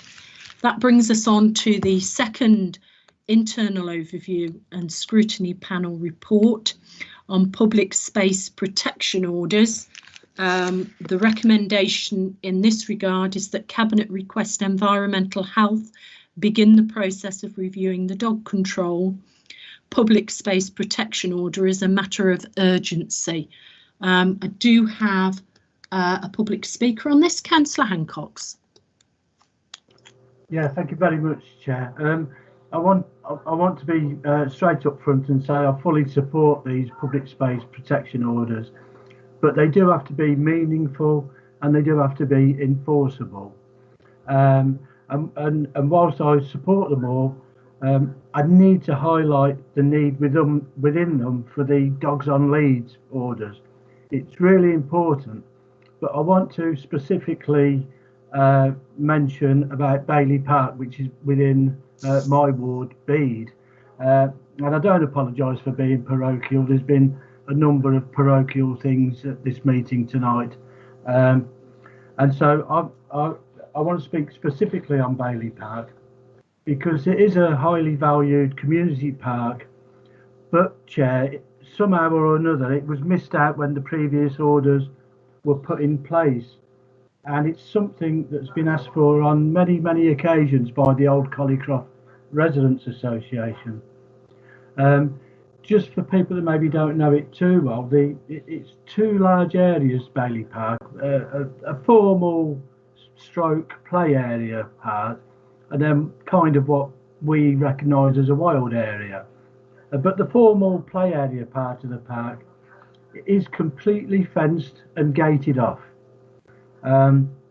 There's actually no need for dogs to be in there, but I recognise because of the layout of the play area and the zip line and various things, families may want to take their dogs in with them. So I don't think there's any opposition to dogs being in there, providing they're being looked after and that they're on a lead. So, you know, we don't want to ban them from that area, but people need to be aware of their responsibilities around it. And just to highlight it, Chair, I can just say that last weekend I got reports of an attack by a dog in there that was off the lead. It was an attack from that dog on another dog, as I understand it, but by the very nature of it, it could have easily been a child or a person. And what I would ask, Chair, is that you implement this public space protection order and the dogs on lead order as soon as possible, please, so that we can prevent that type of thing that happened at the weekend. I am aware, because I've done it myself, it's been reported both to the council and to the police. Thank you. Thank you, Councillor Hancox. Any points of clarification of Councillor Hancox? Councillor Beaumont, is that an old hand that you've raised? Yeah, okay. Thank you for your comments, Councillor Hancox. Councillor Evans, are you wishing to speak in regard to the internal overview and scrutiny panel? I think your hand has now gone down, so I'm presuming that's a no, unless you indicate again. Okay. The recommendation is as printed. I think this is very important that we get on and do this. Is there anyone who wishes to speak? Any Cabinet member? No, in that case, I'll move that we formally agree the recommendation from the Internal Overview and Scrutiny Panel. Does that receive a seconder? Councillor Lloyd, I'll second that. Thank you. And moving to the vote, is there any dissent from that? Not seeing any. In that case, that then is approved. We come then on to item 14, which is any other items which, in the opinion of the chair, are urgent. Sorry, did someone wish to speak? No? Okay, sorry, I thought I heard somebody indicate they wished to say something. Moving then to COVID business grant schemes.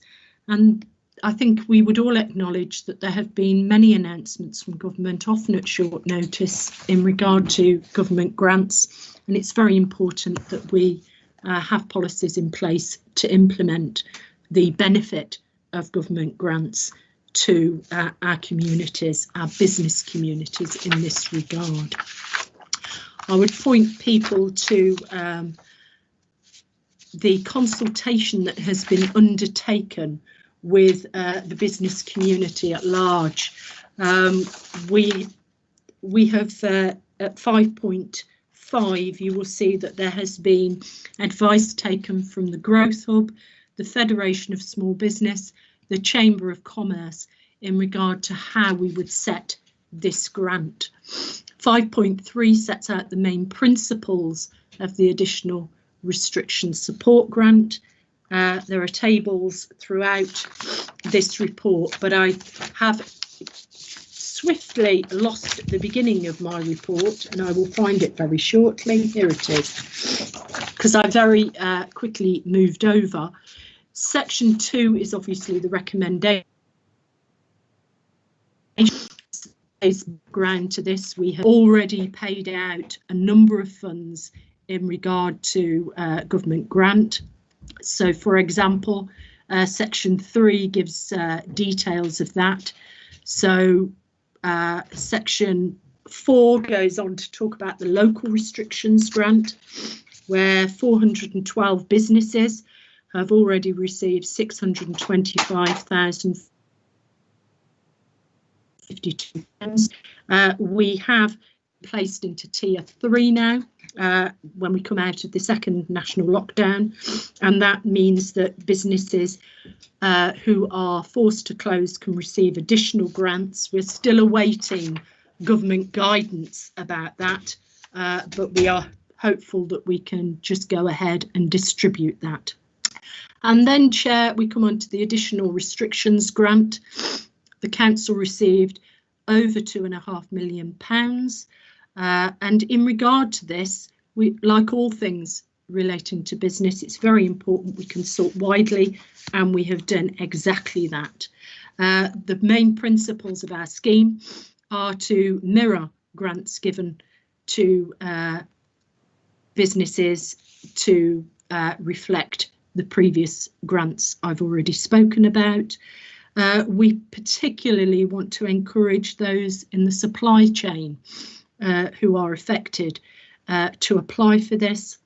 And we want to also draw attention to the Exceptional Hardship Fund in regard to this. I have to say, as well as the Chamber of Commerce and the other business organisations I've mentioned, the council, as stated at 5.6, has had various discussions with the business community, and the strong recommendation from those groups was to ensure support would be available over the longer term, with a more holistic and strategic approach taken to how funding could best be used to support the local economy. Particular reference was made to support being needed post-Christmas, and that we would need to be flexible in our approach.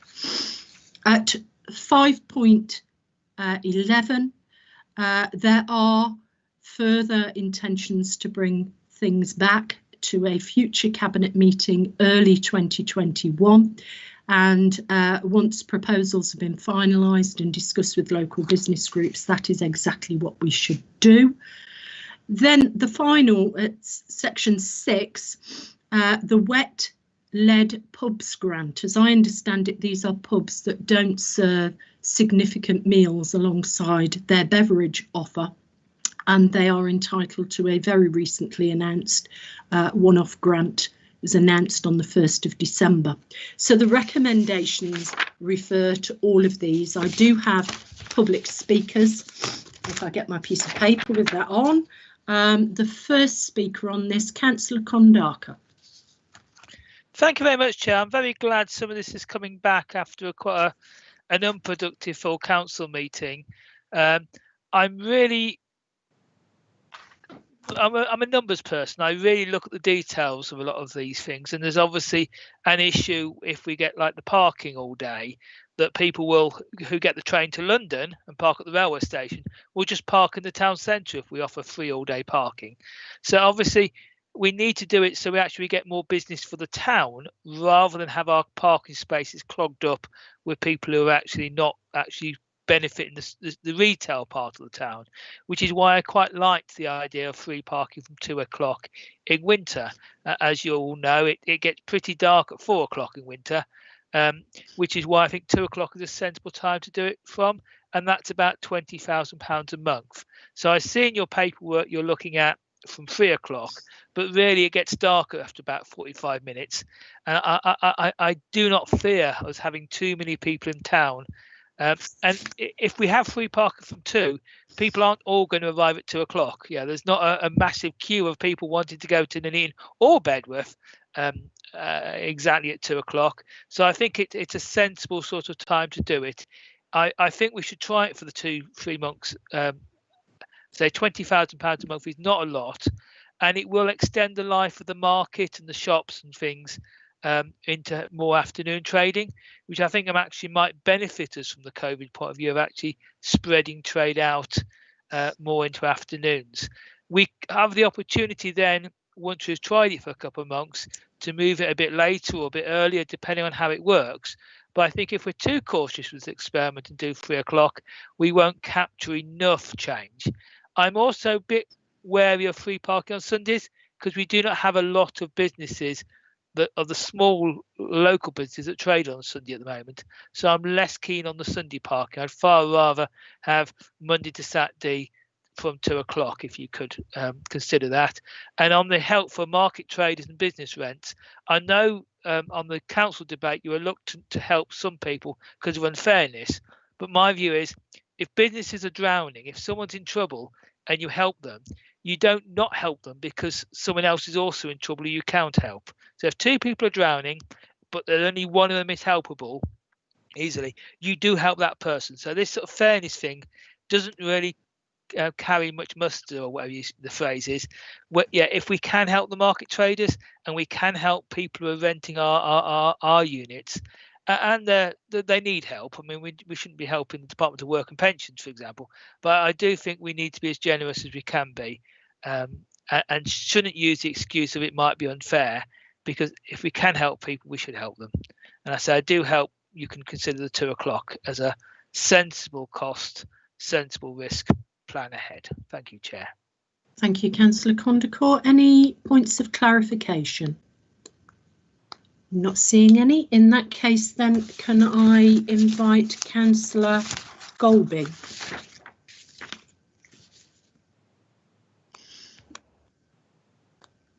Thanks, Chair. Can you hear me okay?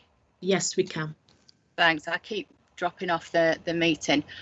So just to go through the report that was presented, I have to say it was presented literally a couple of hours before the meeting, so that's not really great when we're trying to deal with work and family and review what's being passed in a meeting now. Hopefully it wasn't just to try and get it under the radar. So point 2.1 is to note the progress of administering the local restriction support grant and additional restriction support grant. So there's 2 different grant schemes that we're talking about.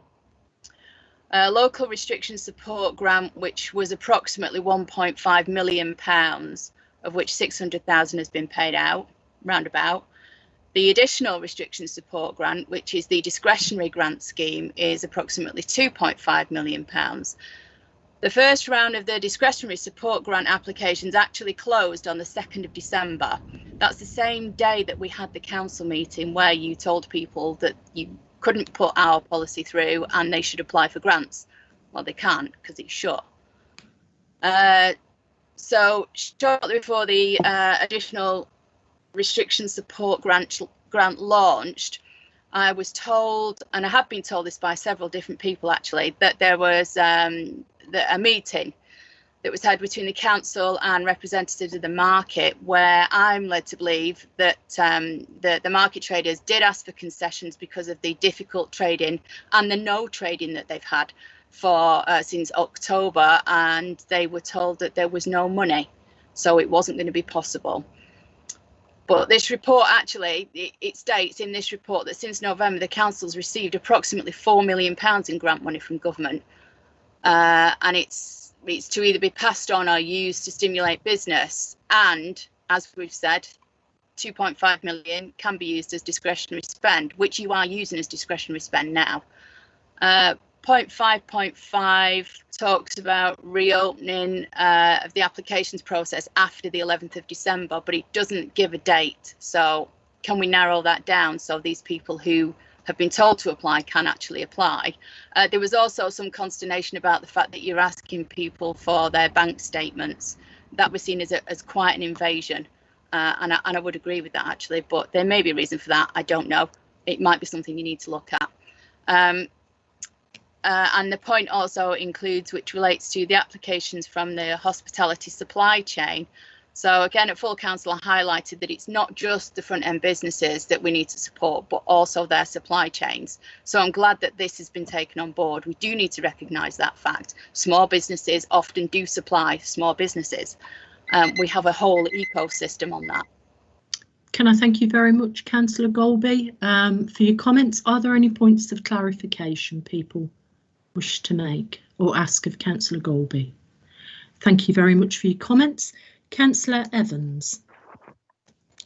Thank you very much, Chair. Well, I was quite surprised when this came into my inbox a few hours ago. It's a good job that I got an alert for my Outlook inbox when things come through. I suppose my question is, what's changed between last Wednesday and now? Because we had a full council last Wednesday, approximately 1 week ago, where my colleague, Councillor Wilson, alongside Councillor Croft, proposed a financial support package to provide free parking in the town centres during, well, across all days. And then I now read that you want to provide free parking after 3 o'clock on weekdays and free parking on Sunday.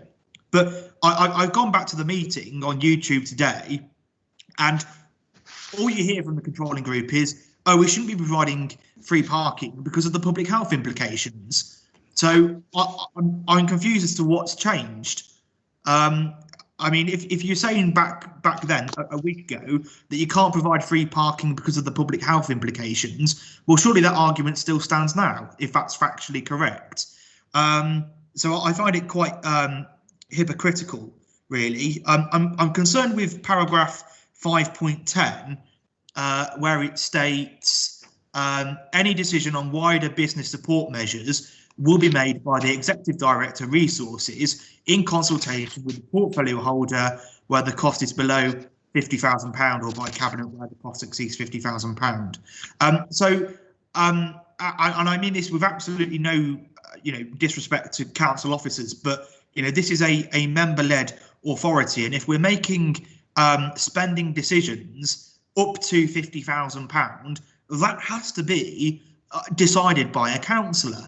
And I can't see any reason why, instead of just consulting with a portfolio holder, why can't that decision be made by the portfolio holder through an individual cabinet member decision? Because you've got this on the agenda 3 hours before the meeting, so I can't see if it was really urgent. I don't think I certainly wouldn't be against getting an email in the morning saying, look, the portfolio holder is going to make this urgent decision at 6 o'clock tonight through an individual cabinet member decision. You can attend and say what you want on that, whatever it's to do with. But I just think only consulting a portfolio holder on spending up to £50,000, I just don't think that that's on, to be honest. So I think with the plan that we've got in front of us now, we're going to have two groups of people. We're going to have those people. Can I thank you, Councillor Evans, for your comments? 5 minutes. I believe you get 3 minutes to Cabinet, but we will clarify that. Can I just check it is 3 minutes, Simone? Yeah, yes, that's right, Chair. Although we do have Phil on the line as well, just in case I've got that wrong, but I'm sure it's 3 minutes. Okay. Can I just check with our legal expert? Philip, is it 3 minutes at Cabinet? Yes, Chair. It's Councillor Evans is speaking as a member of the public effectively, so yes, it is 3 minutes. Thank you very much. Sorry, Councillor Evans, I wanted to check that we were correct to conclude that. Thank you for your comments. Are there any points of clarification? No, that concludes our public speaking. Thank you to all three members who spoke on this particular item. The recommendations are as printed.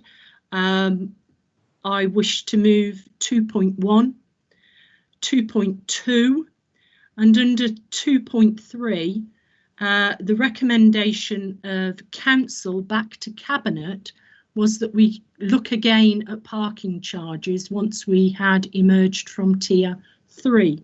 At this stage, we have not, and there are higher COVID numbers in our community, higher positivity rates, higher infection rates amongst those who are in the more vulnerable categories in our communities than any of us would want.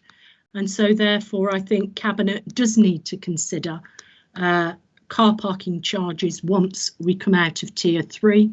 We are not at that stage yet. But I do think there have been some valid points made by market traders who I did have a meeting with officers and market traders when we did say we didn't have huge amounts of money.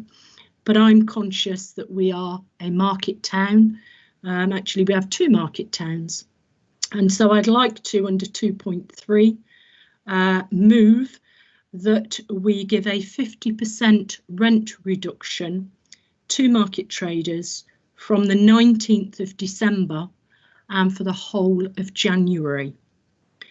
2.4 would read as it currently does, and 2.5 as it currently does. So the other recommendations would remain the same. The only altered one would be 2.3, that Cabinet consider options for car parking once we come out of Tier 3, and that from the 19th of December we apply a 50% rent reduction for the rest of December and for the whole of January. Does that meet with a seconder? Councillor Lloyd. Go on then. Seconded it, Councillor Lloyd.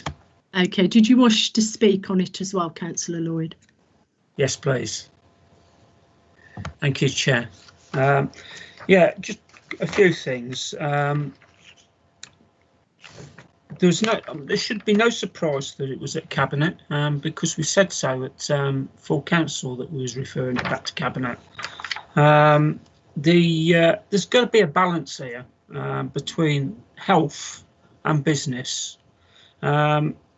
We are supporting business with grants. We've shown that within this report. At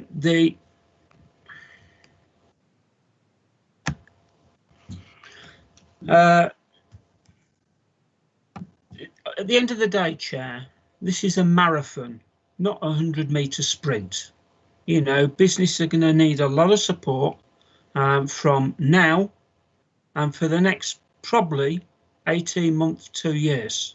And that's what the grant is there for. We cannot be seen to be spending it all at the beginning. We need to take on board what local businesses who have consulted have already said that, you know, they're minded that they want it stretching, they want support stretching over the long term rather than just at the current term. We're going to reconsult businesses again. We've already said that. The market traders' rents, reducing the rents is a good idea. We should reduce the rents. You know, at the end of the day, you know, the market traders, we are market towns. It does bring business into the towns.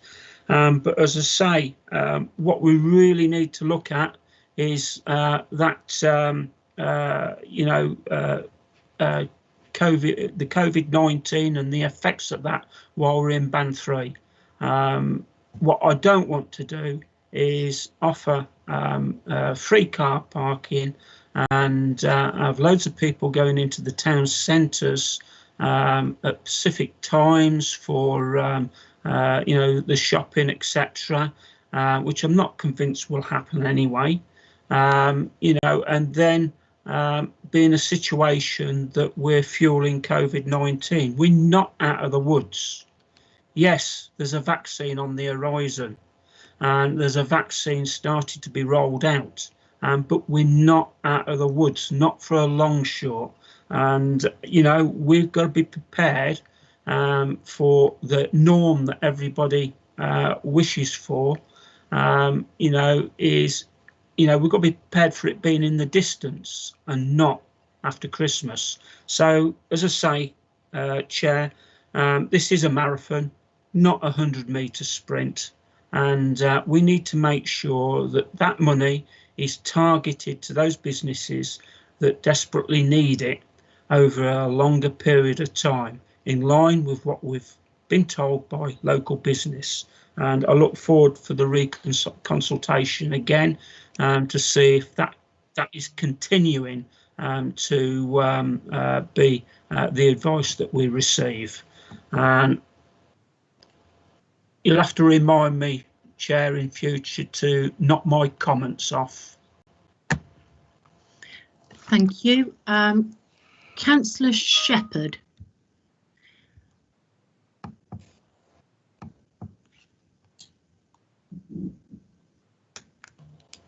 Thank you, Chair.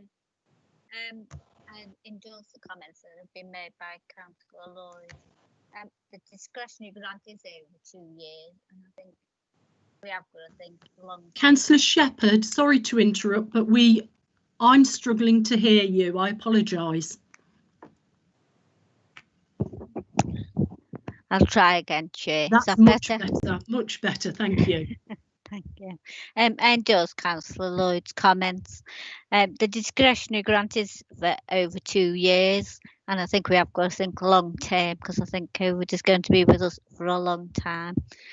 In regard to the car parks, I think keeping residents safe for me has got to be our priority in terms of the health. And can I take the opportunity to thank the officers for the speedy turnaround of the grants to businesses, which sometimes we've had very short notice on, and they've managed to turn them around and get them out to businesses rather quickly. Thank you, Chair. Thank you, Councillor Shepherd. Can I ask Mr. Richardson to give me some advice, please? I've got things being posted on chats about points of personal explanation and non-members of Cabinet wishing to seek clarification on points. Councillor Richardson, I can't see how you can have a point of personal explanation or clarification after Cabinet has started to discuss, but I would welcome your advice, please. Yes, Chair. Obviously, whether you want to allow Councillor Golby to seek her clarification or to hear Councillor Evans's point of personal explanation, it's entirely a matter for you and Chair's discretion. You are correct, however, technically Councillor Evans is just effectively speaking to Cabinet as a member of the public, so he technically wouldn't have a formal point of personal explanation as there would be in a council debate where he would be a participant in the debate. But it's entirely up to you, Chair, and your discretion. Thank you very much, Councillor Richardson. If Councillor Golby wants to put something on chat in regard to her clarification, we will then decide whether or not that is an appropriate point to clarify at this stage.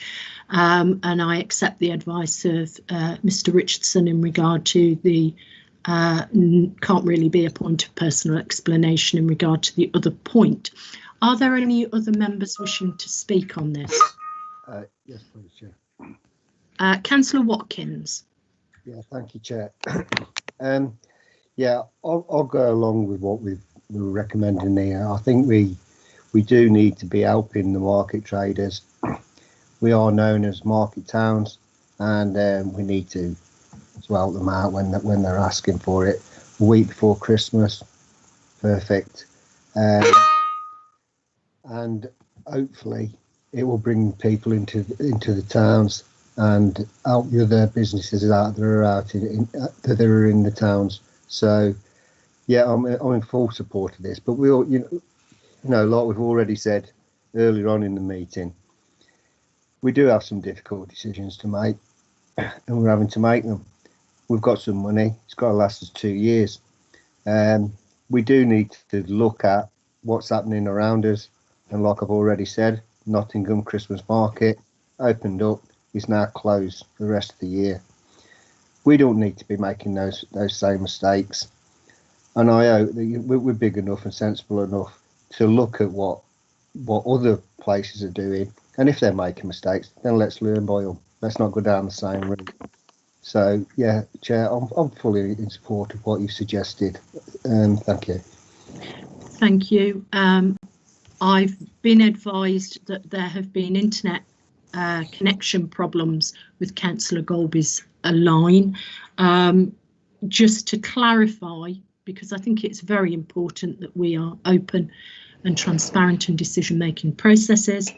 I've moved all the recommendations but altered recommendation 2.3 so that it reads that Cabinet consider the options for car parking once we come out of Tier 3, and that we apply a 50% rent reduction to market traders' rents from the 19th of December for the rest of December and the whole of January. Okay, just to clarify. I do now have Councillor Beaumont. Thank you, Chair. I'm very pleased with my colleagues on the Cabinet and what they've had to say about this matter. I think giving car parking any sort of urgency at a time when people's lives are at risk, I think that is almost irresponsible.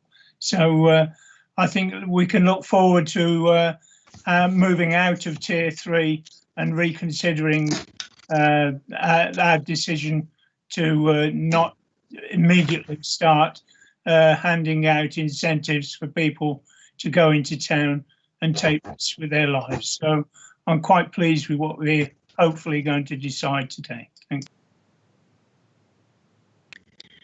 Thank you. I think we have thought long and hard about this. There will be another report, as is stated within this officer's report. There will be another report back to Cabinet early next year. And I do think it's really important that we continue to look at this particular grant, which we do have more discretion on, and try to assist in any way possible where that is sensible to do so. So there will be a report back in regard to the car parking as well. I have moved those recommendations and amended recommendation 2.3. But before I move to the vote, there was something said about the requirement for bank statements to be shown. I do know we have had to try very hard with this. Can I bring Simone in to explain the sorts of information that we are required to or encouraged to receive to prevent any potential fraud issues, etc. Simone.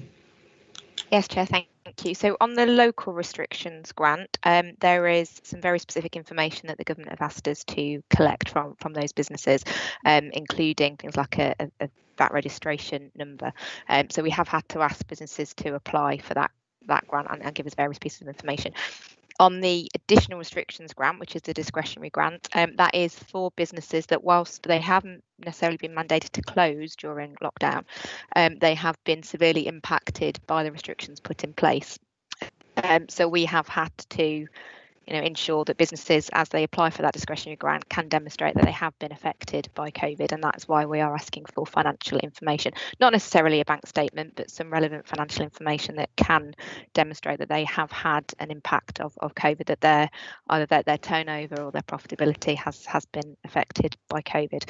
We also have to ask for information around the level of fixed costs that business is incurring as well, again to demonstrate that they have still got those fixed costs while their income has been reduced. So again, that's why we've asked for certain levels of information for the different grants, and we do have some very close monitoring that we have to complete weekly for government on the progress of our grant schemes.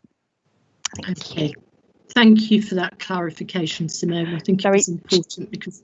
Yeah. Sorry, Chair, just another point that I missed. I think Councillor Golby asked around when we were going to reopen the additional restrictions grant. We have said around the 11th of December, just because we are waiting for an update to the software, because the current process has been a little bit clunky, I think, because of the software that we've got. So we are aiming to have that new software on the 11th of December, hence what, but obviously software companies, can sometimes miss their own deadlines, so that's why we're aiming for the 11th of December, but it could be slightly later if we have got that software in place. Sorry, Chair. Thank you. Now I think it's really important we open that. One thing we want to do is spend this money to support businesses, but we do need to be aware that it is over a longer period of time than just between now and perhaps Easter. We need to use it wisely, and we need to do it in consultation with the business community. I note Councillor Evans makes a point about him not being a member of the public. I think my understanding of the advice given by Mr. Richardson was that actually the speaking for councillors is done under the public consultation bit, public speaking part of the agenda. Can I just clarify that is the case, Mr. Richardson? Yes, Chair, that's correct.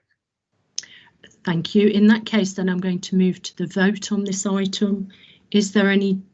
I have moved. It's been seconded. Is that supported, or is there any dissent?